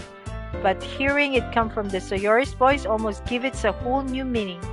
Maybe this is what Sayori meant what she said likes my poems. It's like I get to reach more deeply into someone I thought I knew through and through. Sayori finishes and we applaud. I did it! Good job, Sayori! Even ladybugs like it. I guess that's a good sign. What does that even mean? It came out nicely, Sayori. The atmosphere of the poem fits you really nicely. But it might be that other poems would work quite as well with that kind of delivery. I don't really understand. In other words, I've seen poems of yours where the sort of gentle delivery would work as well. They might need a little more force behind them, depending on what you're reading. Oh, I know what you mean. That's why I've been practicing that kind of thing. It's just embarrassing to do in front of everyone. Yeah, it's public speaking. The next time I'm going to make you pick poems that challenge you a little more. We do have much time before the festival, you know. Okay. Now who's next? Natsuki? Don't make me go before Ladybix. It's not like I can compare to you guys anyway.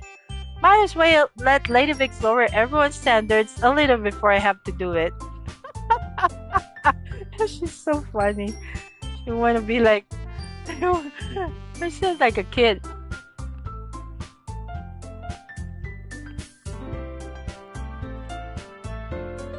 Might as well get it over with. But it's not like I have much of a selection of what to read. Just have to go with what I wrote for today. I stand up and step in front of the podium. Everyone has their eyes on me, making me feel terribly awkward. I recite my poem. Since I'm not exactly confident in my own writing, it's hard to put energy into it. Despite that, once I finish, I receive applause anyway. Sorry, I'm not really as good as everyone else. Don't worry about it so much. I think it's less about your abilities and more about your lack of confidence in your writing. That's something that'll improve over time though.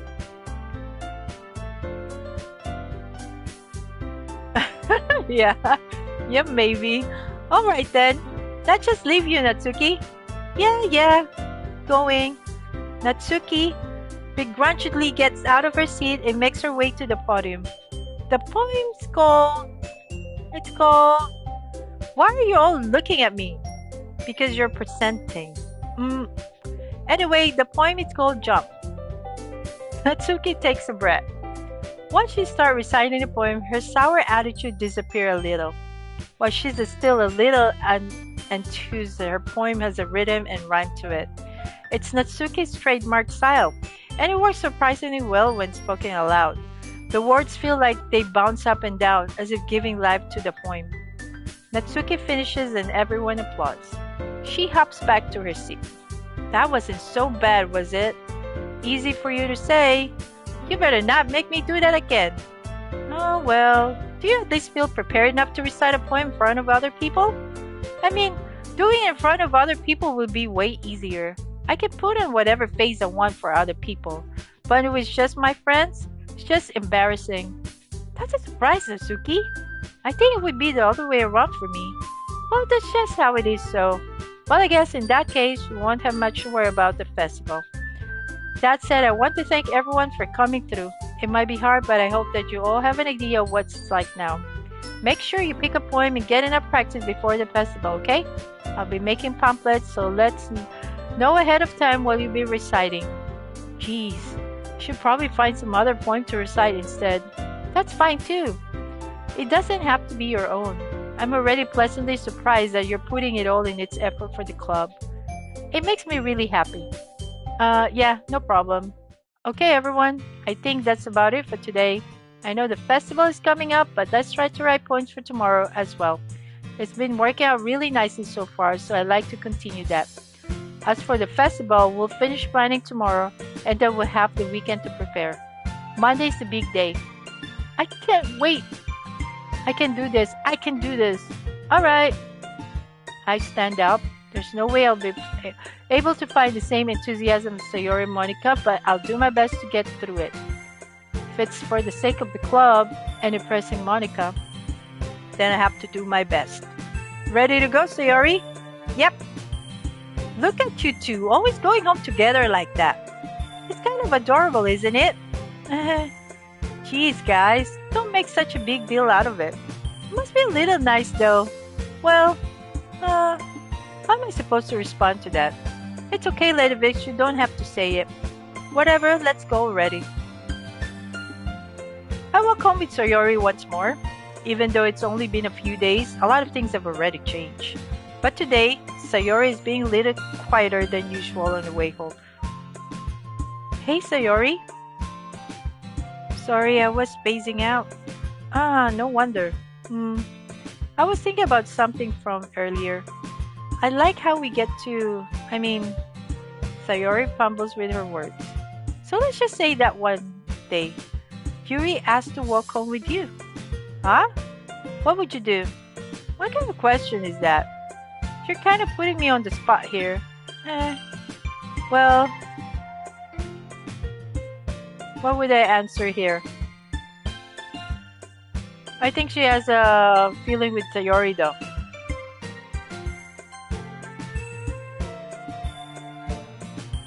You really think I would ditch you for Yuri? But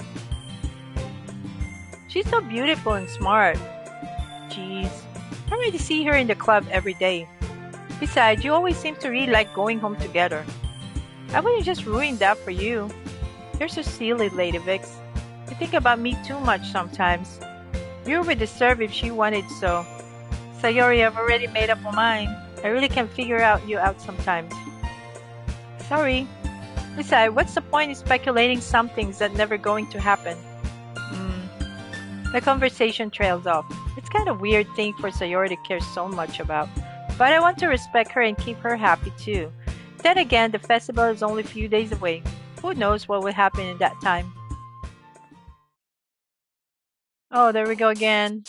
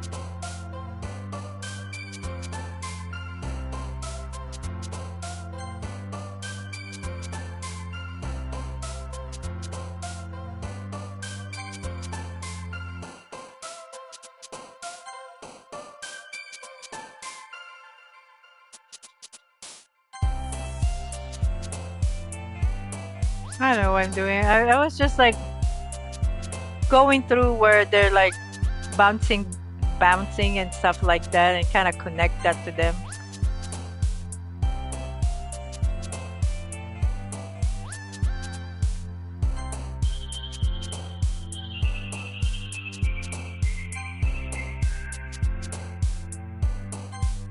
Yeah, that would be her.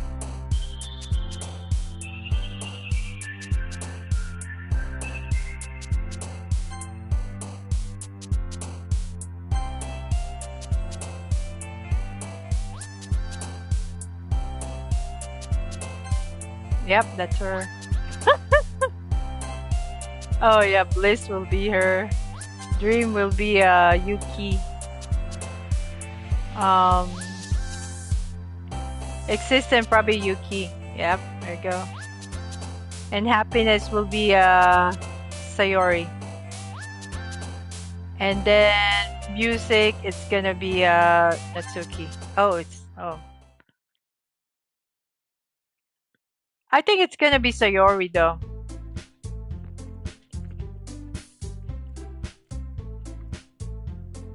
Like I like Sayori's personality. Oh man, I'm the last one here again. Don't worry, just walk into.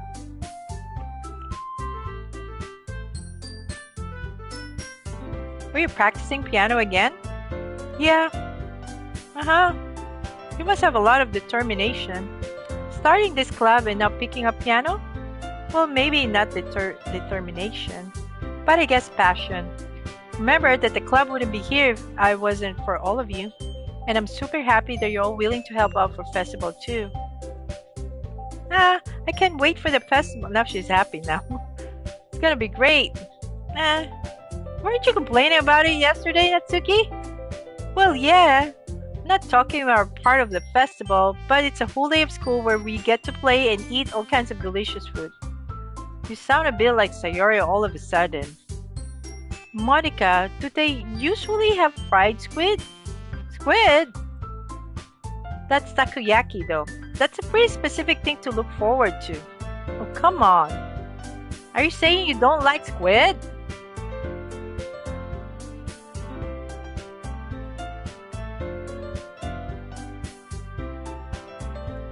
I didn't say I don't like it. Besides, what do you mean by you all of people?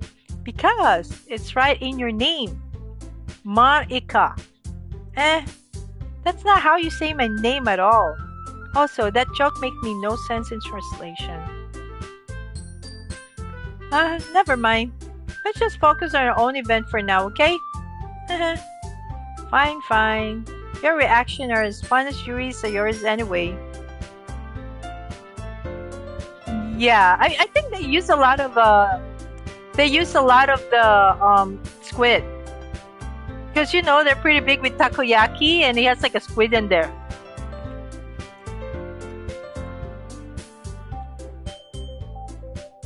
Where is Sayori anyway? Oh, there you are.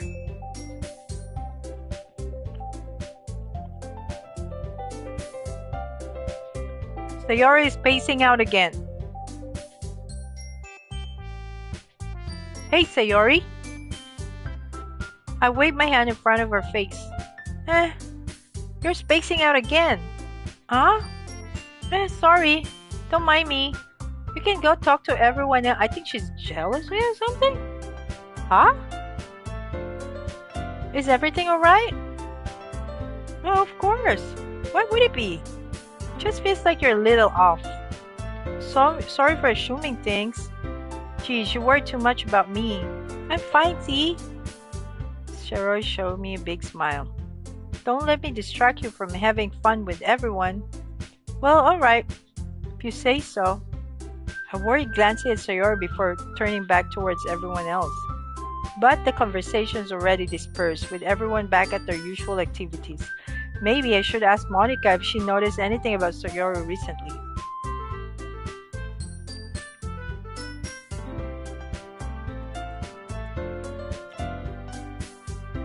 So, Cameo, when will be the horror come out? It seems to be not a horror thing, then. It's just about the poem.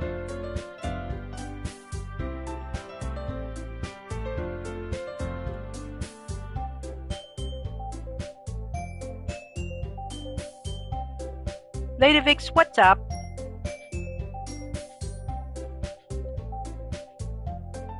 Hey, this might sound a little strange, but have you noticed anything up with Sayori recently? Anything up with her?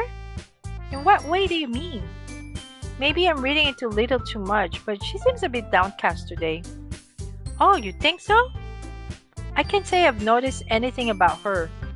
Monica peers across the room at Sayori, who's idly dragging a rubber razor up and down her desk. Maybe there's something on her mind. But I'm surprised I'm not the one asking you, Lady Vix. You certainly know her a lot better than I do. Yeah, but she's never really like this. She's always talked to me about things about that bother her. But this time, when I asked her, she was really dismissive. Sorry, I know it's not your problem. I just wanted to ask if you knew anything, so I'll drop it out. No, no, no. It's important to me too. I mean, I'm also friends with her, and I also care about the well being of my club members. Maybe I'll try talking to her myself. Are you sure about that? She seemed like she wanted to be left alone. Are you sure? Maybe she just had a hard time bringing it up with person of interest. Person of interest? What do you mean by that? I'm saying that maybe the thing of her mind is you, Lady Vix. Me? How on earth would you come on that conclusion? Well, I probably shouldn't say too much, but Sayori talks about you more than anything else. Huh? She's been so much happier ever since you've joined the club. It's like an extra light was turned on inside her. What? No way. Sayori is always like that. She's always been full of sunshine.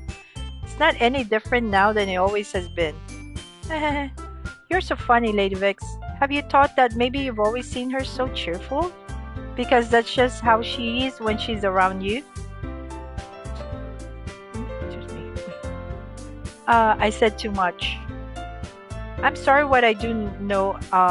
What do I know anyway? I didn't mean to jump to conclusion. You should just forget about what I said.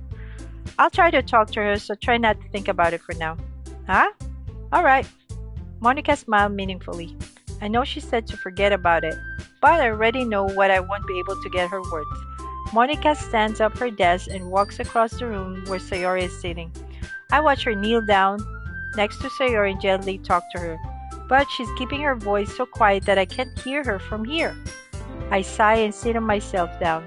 I know Sayori told me not to worry about her and to have fun with everyone else, but that's impossible to do when she's behaving like this.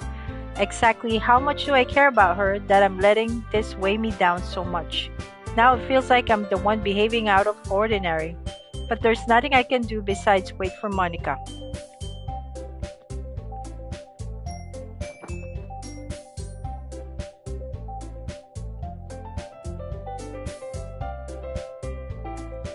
Okay, everyone. After some time passes, Monica calls to the clubroom. Why don't we share our poems now? Before I know it, everything is back to normal. Everyone goes to retrieve their poems and I do the same. I make eye contact with Monica and she smiles at me. I wonder what she was talking about with Sayori. What should I show my poem with? Okay, it was probably starts with jewelry.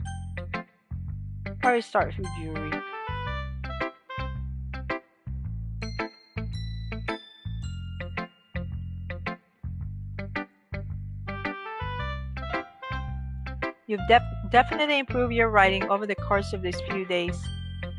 Has my advice been helpful to you? Yeah, definitely. I'm glad.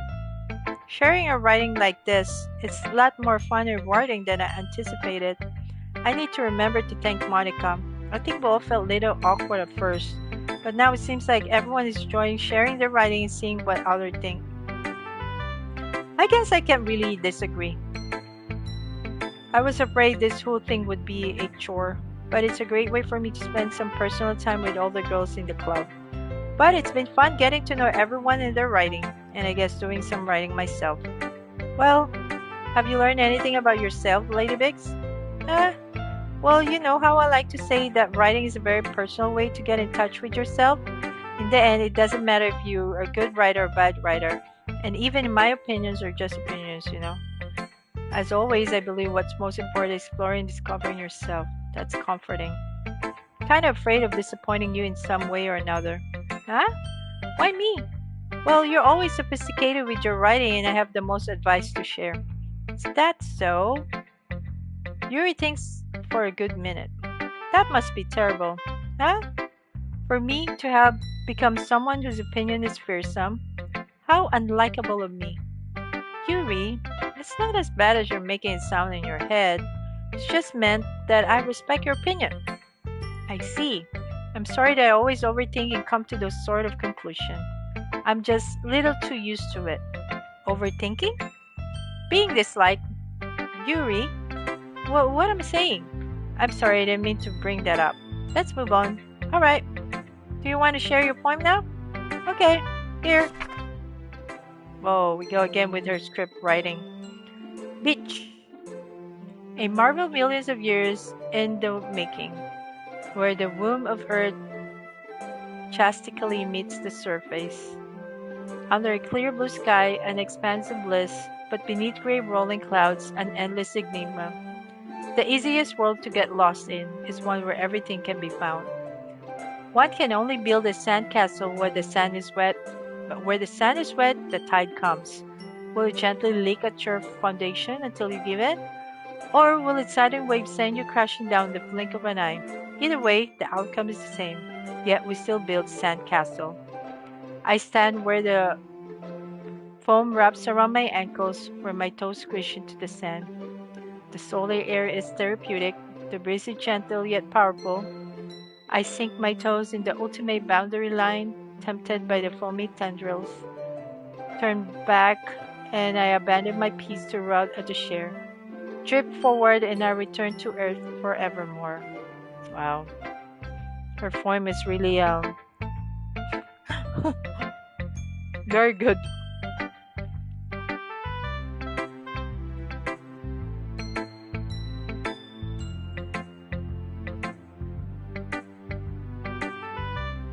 Oh, you haven't heard? After yesterday, Natsuki and I, well, it was amusing that we wrote about something similar in such different ways. So Natsuki wanted us to write about the same topics as each other again. I suppose to better compare the differences in our writing style or thoughts process. Anyway, it was her idea. Yeah, she is. Yeah, she is a very she always uses a metaphor for all of her writing.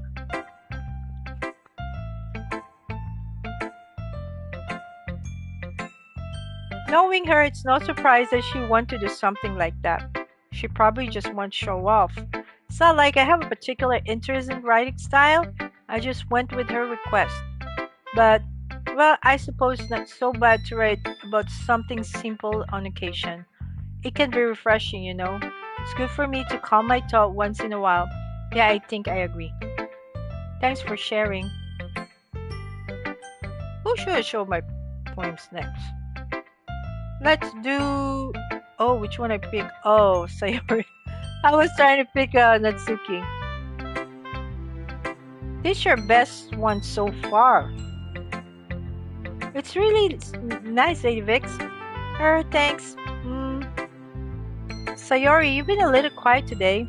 Is everything alright? Eh? Of course. Everything is fine. Maybe I'm just a little tired today. Do you want to nap or something? No, that's silly. Don't worry about me, okay?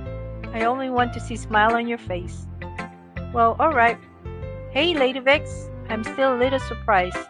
I really thought that you would try writing your poems like the way Yuri does, or even Natsuki. But in the end, yeah, I guess you're the one who likes this one most. Why? You don't want to get closer with everyone else?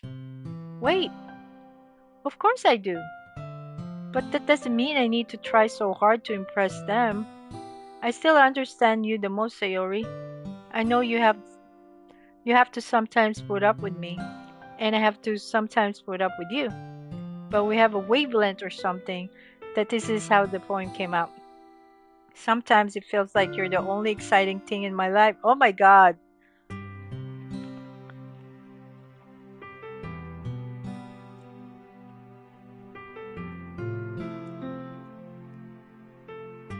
Are they getting now with each other's feelings now? Just kind of like a love story now.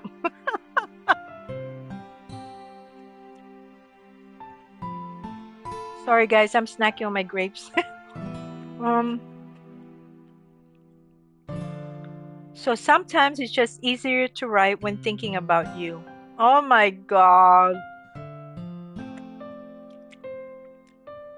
Sayori. No, Lady Vix, I don't deserve this. You're too nice to me. He likes you because he cares about you. Why are you doing this? Sayora has trouble keeping her voice steady. All of a sudden, if you have fun with everyone else instead, this would be so much easier. Sayori, I glance around the room to make sure nobody has noticed this. Sayori, I probably never said this before, but I don't understand what you're feeling right now. Tell me what will cheer you up. Sayori shakes her head. Oh my god. No, I'm not talking to you. She sniffles and keeps shaking her head. Finally, she gathers herself and puts on a smile. It's nothing, Lady Vix. It's just a little rain cloud. I'm sorry you had to see this. Haha, I promise it won't happen again.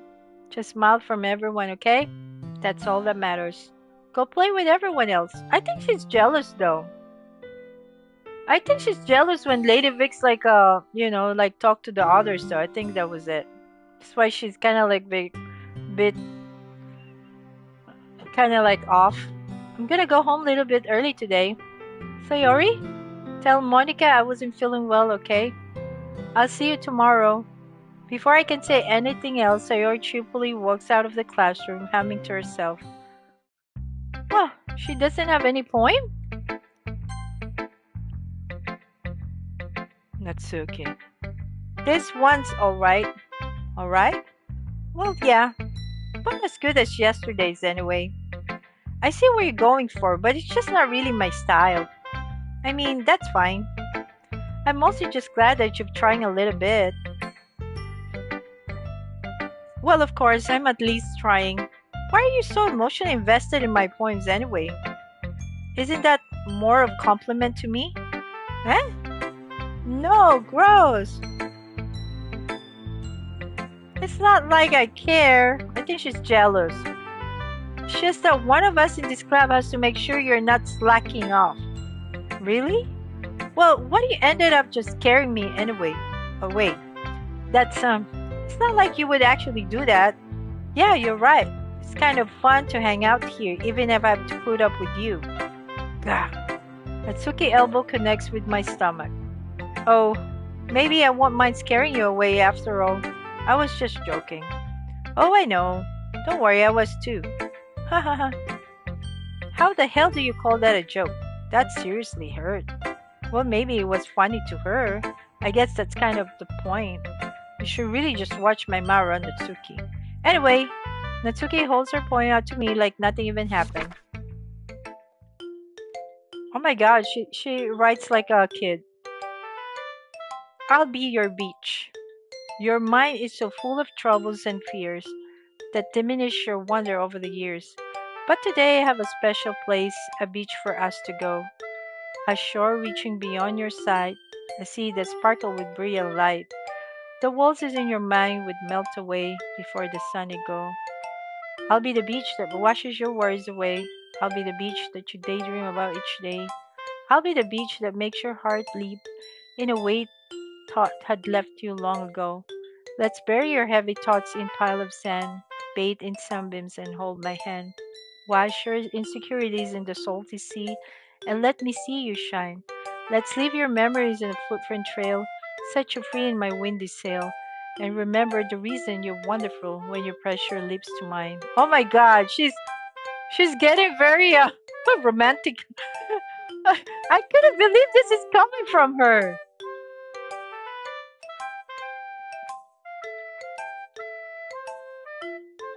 I couldn't believe that this poem is coming from Natsumi. She's not really. I would expect this one is coming from either, Yuri or I'll be the beach that wash your worries away. I'll be the beach that you dream about each day. I'll be the beach that make your heart leap in a way you thought had left you long ago. But if you let me by your side, your own beach, your own escape, you learn to love yourself again. Yeah. I felt like I kept writing about negative things, so I wanted to write something with a nice message for once. Exactly, yeah. She was full of surprise. Besides, the beach is awesome. I think she has the most I think she has a better poem so far. Kind of hard to write anything negative about the beach. Well, Yuri takes on with a little more solemn. Well, gee, she better not have said anything bad about mine. After all, she was the one who wanted to write about the same topic. You can really see her doing that too.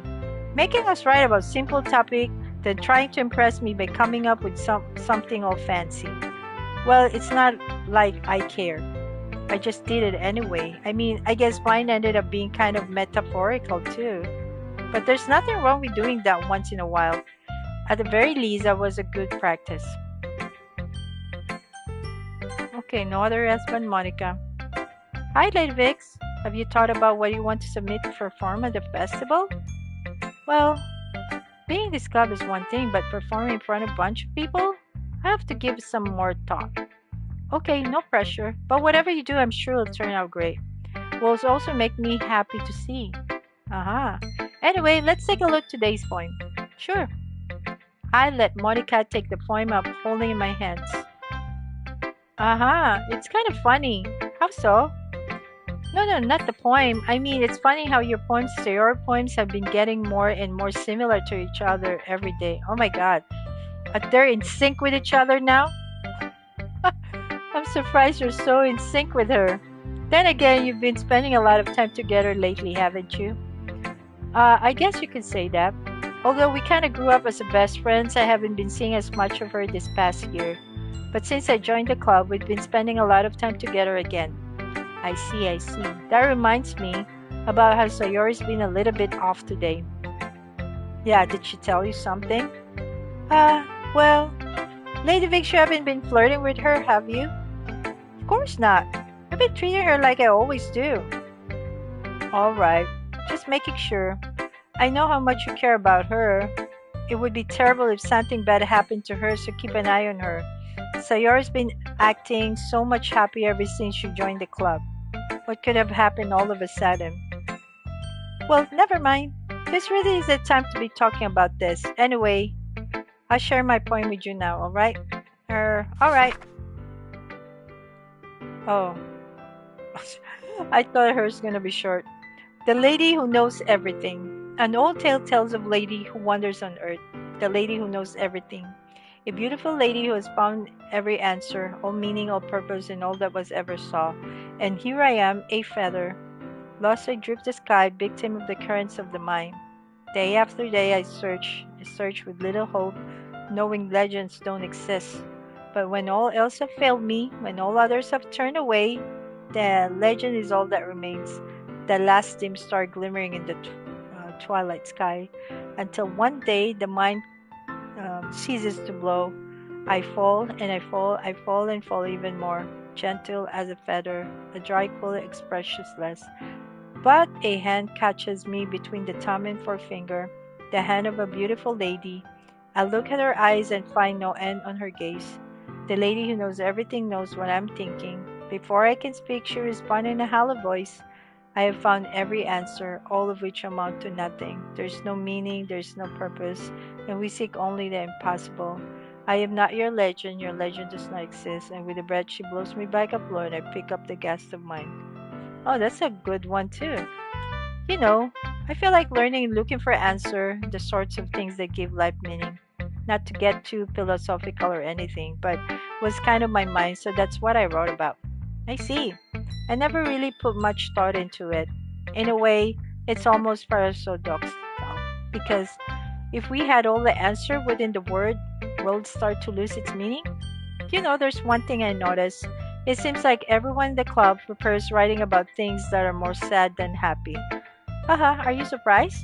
I mean, if everything was okay, we would really have anything to write about, would we? Humans are in two-dimensional creatures. I think you know that better than anyone. You mean one-dimensional? Oh yeah, that. Anyway, here's Monica's writing tip of the day. Are you ever too shy to share your writing because you're afraid it's not that good? It can be really disheartening to get a lukewarm response to something you put so much into. But if you find other people who enjoy writing, then sharing becomes a lot easier. Because instead of just telling you that your writing is good or okay or bad, they'll want to focus more on everything that went into it and the things you can work on. It's much more encouraging that way, and it will make you want to continue improving. It's almost like having your own little literature club, don't you think? That's my advice for today. Thanks for listening. Okay, you three.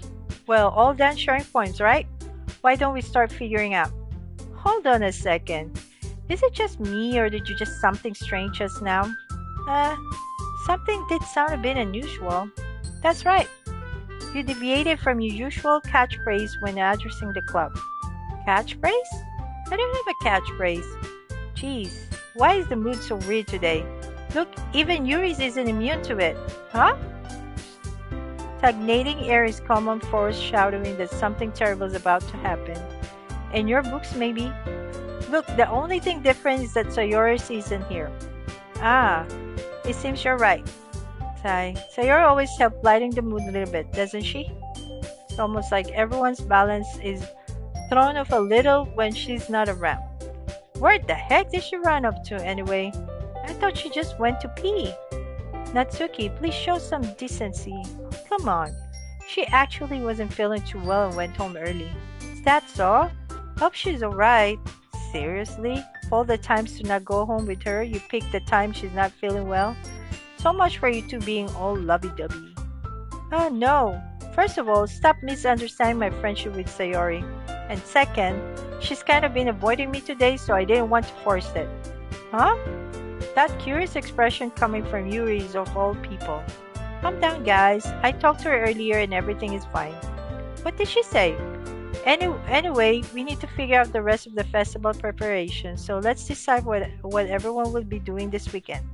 I've already what I'm doing. That's right.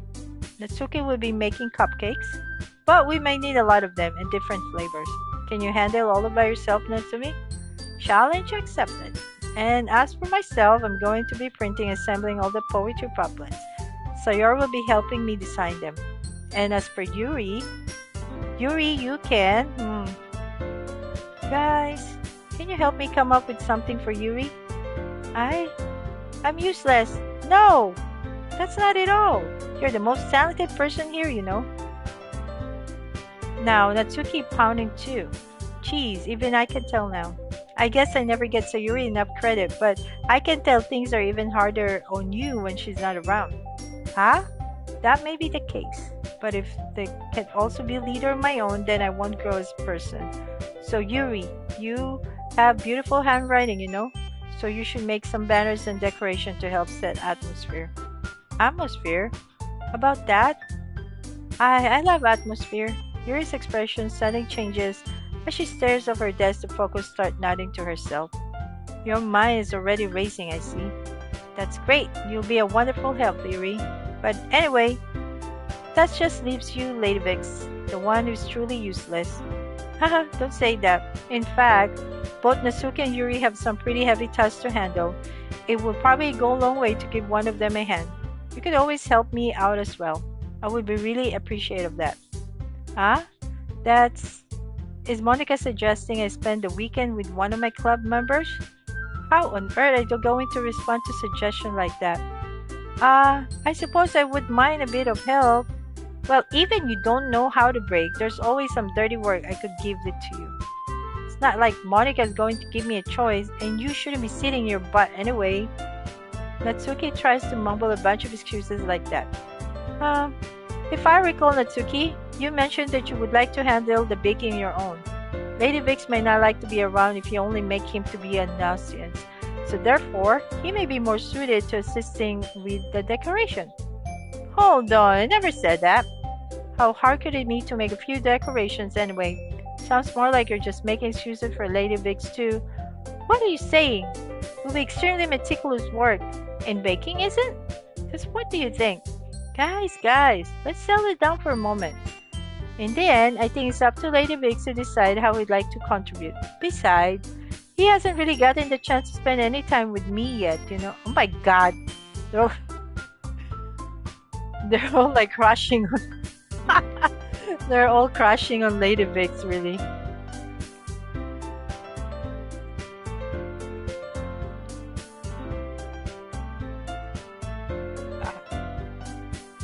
apologize for this, but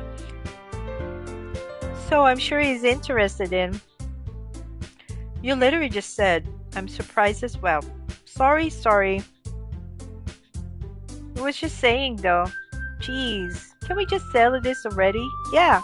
I mean, they're obviously like kind of flirting with something. Lady thinks you're okay with this, right? In the end, it's up to you. Huh? Of course. Hmm. Very well. In that case, everyone looks straight at me. But of course, I'm going to go with. Who do you think? Who do you think? I don't know. I think she should stay with Sayori though. Because Sayori will feel bad. Sayori will feel bad if I leave her with others. She's gonna have like a bad mood already. So I'm just gonna stay with Sayori. I mean, is it going to be anyone that I prefer helping Sayori? So just to avoid the drama with Sayori, I'll fix Sayori. But Monica said that Sayori was helping her. Jeez, do you really hate us this much? No. Sorry, I didn't mean this for this to be difficult. Just think of the club, okay? Oh, okay. I guess Sayori is not, it's not an option. Okay, who should I? Oh, I think I go for Yuri. Well, I'm probably most useful helping out Yuri. Me? Are you serious? Why would you? Natsuki, I can already tell you're. Huh? Say something mean. No, I was just saying. So you'll be helping Yuri then, Lady Vix? Yeah, that's what I'm going to do. I'm glad. I have the bad habit of overthinking this sort of things. So I think your assistant will be very useful. That's great to hear. Natsuki will be able to handle the baking yourself? I mean, yeah, I already said it would be fine. Okay, okay. Everyone can tell that Natsuki is feeling a little sour. So, is that everything we need to go over? Yeah, that should be about it. Are you guys excited? Well, excited may not be the right word, but I suppose I'm looking forward to it a little bit.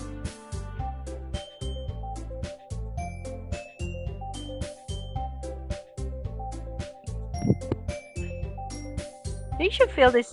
Oh, that's good enough for me. Why is everyone yelling at me? I didn't even do anything.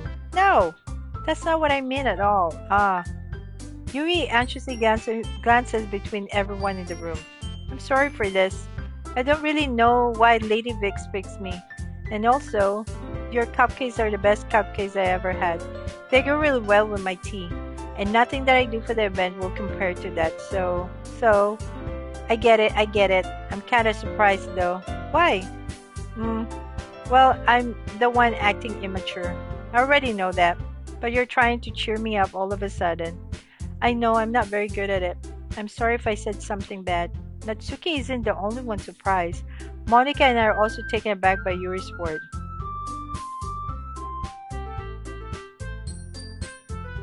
Oh, is that you're thinking about the cupcakes? I don't know what I might be thinking with Yuri. I think Yuri will be a good love triangle with Sayori, I guess. But sure has trouble with words, trying to choose some. Because Natsuki is just kind of like a kid, you know. But I began to understand. Oh. Yuri was trying to sound like Sayori.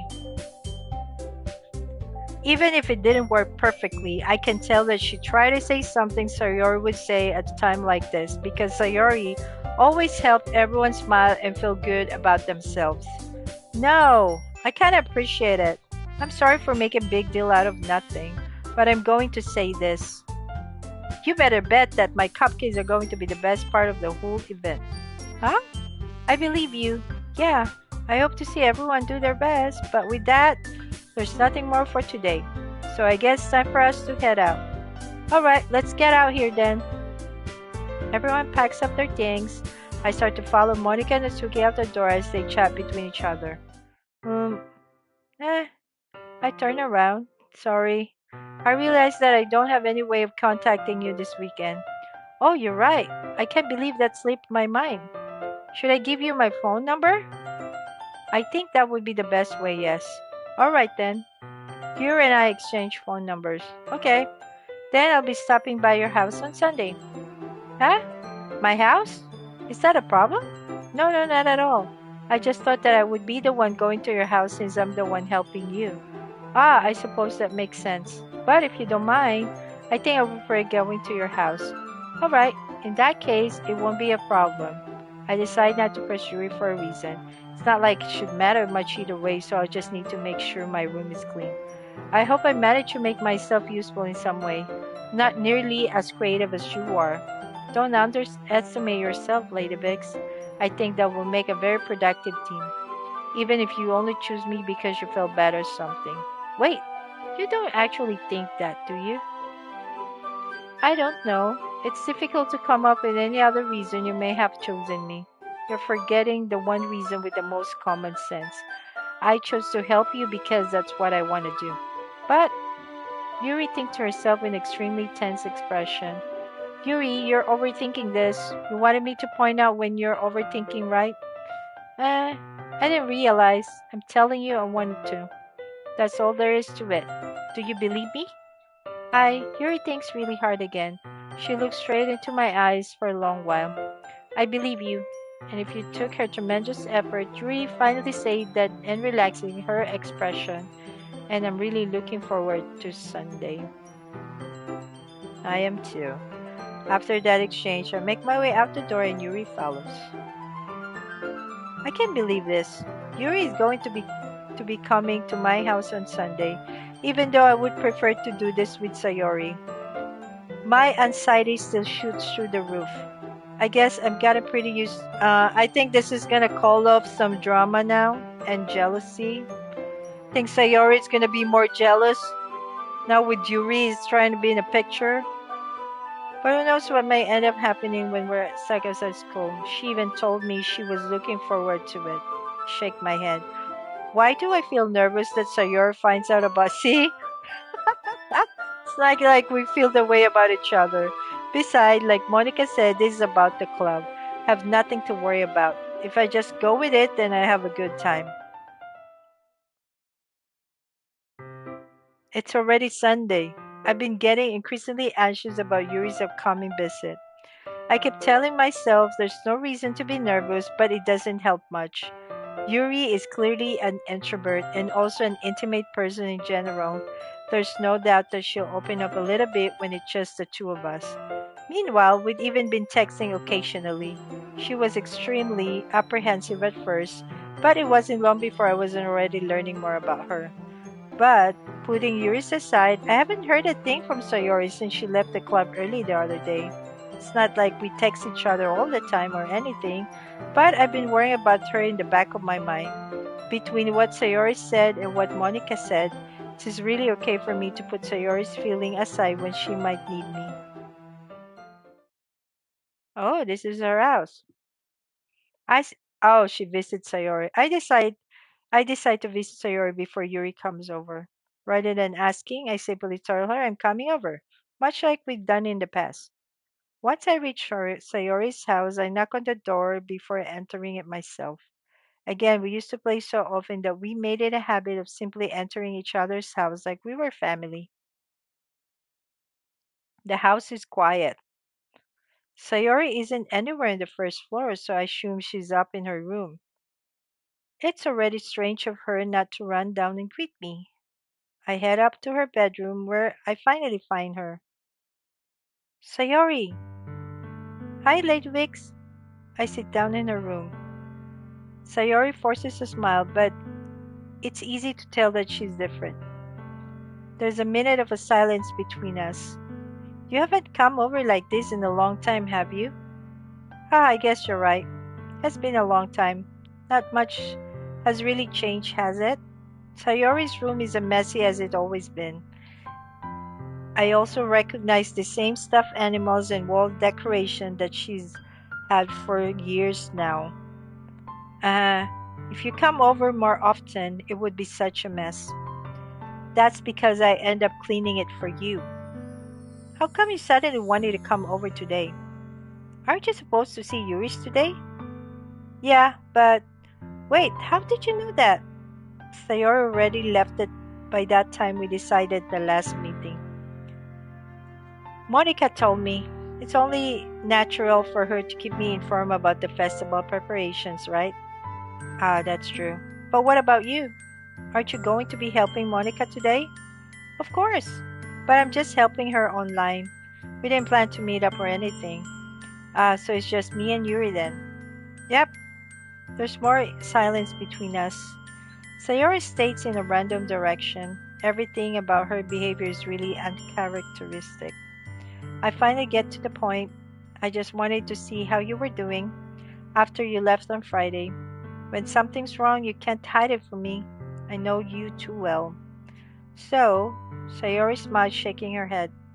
That's no good, Lady Vix. Eh? Why can't it just be like it always been? This is all my fault. If I didn't get so weak and I accidentally expressed my feelings, if I didn't make that stupid mistake, then you wouldn't have been worried about me at all. You wouldn't have come here. You wouldn't have been even thinking about me right now. But this is just my punishment, isn't it? I'm getting punished for being so selfish. I think that's why the world decided to have you come over today. Just want to torture me. Uh-huh. Sayori. I grabbed Sayori by the shoulder. What on earth are you saying? Are you listening to yourself right now? I know something happened to you. There's no other explanations for you to be like this. So tell me already. Until I know, I won't be able to stop thinking about it. Huh? Uh-huh. Sayori gives me an empty smile. You really put me in a trap, Lady Vix. But you're wrong. Nothing happened to me. I've always been like this. You're just seeing it for the first time. Saying what? What are you talking about, Sayori? Eh, you're really just going to make me say it, aren't you always, Lady Vix? I guess I have no choice this time. The thing is, I have really bad depression my whole life. Did you know that? Why do you think I'm late to school every day? Because most of the day I can even find a reason to get out of bed. What reason is there to do anything when I fully know how worthless I am? Why go to school? Why eat? Why make friends? Why make the other people put their energy in caring to waste by having them spend it on me? That's what it feels like. And that's why I just want to make everyone happy, without anyone worrying about me. I'm in shock. I can't even figure out how to respond. How is it possible that Sayori kept this from me the entire time and I've known her? Did she really want so badly for me to just not think about her? Why, Sayori? Why is it that you never told me about this? It almost feels like I've been betrayed as your close friend. Because if I knew, I would have done everything I could to support you. Even it's only so much that I could do. I would have tried a little bit harder to make every day a little better for you. That's why I'm your friend. All you had to do was tell me. You don't understand at all, Lady Vix. Why do you think I didn't tell you? Because if I told you, then you would have to waste effort caring about me instead of doing important things. I want to be cared about. It's bittersweet when people try to care about me. Feels nice sometimes, but it also feels like a bat being swung against my head. Haha, that's why I wanted so badly for you to make friends with everyone else. Helping everyone be happy together is the best thing for me. But then I discovered something else too. Seeing you make friends and get closer with everyone in the club feels like a spear going through my heart. So that's why. That's why I decided the world just wants to torture me. Every path leads to nothing but hurt. You're right that I don't understand. I don't understand your feelings at all, Sayori, but I don't need to understand. Whatever it takes for me to help you stop hurting, that's what I'll do. No, Lady Vix, there's nothing at all. The only thing that could have helped is everything could be like it's always was. But I was selfish. I finally showed you what horrible person I am. Tears streaked down Sayori's face. I made you join the literature club because I was selfish, and I was punished by my heart hurting in a way that I couldn't understand. And now you come here and I made you hurt too. I'm just weak and selfish. That's all I am. That's why I'm going to accept this punishment because I deserve every last one. Without thinking, I once again grab Sayori's shoulder. This time, I pull her into a tight embrace. Ah, Lady Vix, Sayori, I don't care if you're feeling selfish. I'm really happy that you convinced me to join the club. Seeing you every day makes it worthwhile enough. Make friends with everyone else, then that's just a bonus. But please never underestimate how much I care about you. I would have it any other way. Lady Vix, Sayori isn't hugging me back. Despite my arms being wrapped around her, Sayori's arms remain at her side. She starts sobbing next to my ear. No, don't do this to me. Please don't do this. Lady Vix, ah! Sayori barely manages to speak between her sobs. I don't know if I'm doing the right thing, but all I want is for her to know that I care. If you have it in you to call yourself selfish, then you have to let me be selfish too. No matter what it takes, I'll figure out what needs to change. I'll make these feelings go away. And if there's anything that you need me to do, then you'd better tell me. I'll get mad if you don't. I don't know. I don't know. I don't know. Gently, Seraphile puts her arms around me in return. I don't know anything. It's all really scary. I don't understand any of my feelings, Lady Vix. The only time I'm not feeling nothing is when I'm feeling pain. But your hugs are so warm, and that's really scary too. Sayori lets me go. As she does so, I let her go as well. The festival is tomorrow. Yeah. It's going to be fun, right? Yeah. How would you like for me to spend it all with you? Um, huh? It's what I want. I promise. I think that would be nice then. Yeah. Sayori wiped her eyes. If I could spend the whole day here, I would. Of all the days, it has to be the one where I have other plans. Maybe I should cancel. No, don't. Please don't. If you did that, then I really wouldn't forgive you. But almost time for Yuri to meet me at my house. Very least, do you want me to come along and help out? It would be fun. To my surprise, Sayori shook her head. I'm sorry. I don't know. It would be very good for me today. You understand, right? Uh, it's kind of hard for me to fully understand, but I'm trying my hardest. That's okay. Don't worry too much about it. I'll see you tomorrow, okay? Alright. I look forward to it. I say goodbye to Sayori and exit her house. On the way home, I find myself feeling uneasy, but it's hard for me to keep thinking about it when Yuri's about to come over too. I think Sayori's right. I shouldn't be worrying too much, and we're definitely going to have a great time tomorrow. Should just focus on what's ahead of me. As I approach my house, I see something that makes me feel a moment of panic. Yuri! Uh, thank goodness. You're a little early. I'm sorry I wasn't home yet. Were you waiting for a long time? No, I just got here, but I started to get really nervous when nobody answered the doorbell. You always could have texted me. If I had known, I would have reassured you and hurried more on the way home. Ah, I suppose that's true. I didn't think of that for some reason. I should be common sense to do that, but I decided to ignore it. Anyway, let's go inside. I see you bought a lot of stuff with you. That's right. And did you manage to find everything I asked you to buy as well? Yeah, pretty much. At least I hope I get everything right. Sure will be fine. I take Yuri to my room. First thing she does is glance around curiosity, which makes me feel anxious. It's so clean! I clean it before you come over, so that's very considerate of you to do. What time is it? Oh, it's already 10 o'clock. Okay. Alright, guys. Well, that's already bedtime for me. It looks like getting to the story now. And yeah, it feels like it feels like you're actually, as you go on, the beginning of it, it's kind of slow paced, but now you're getting to the story now.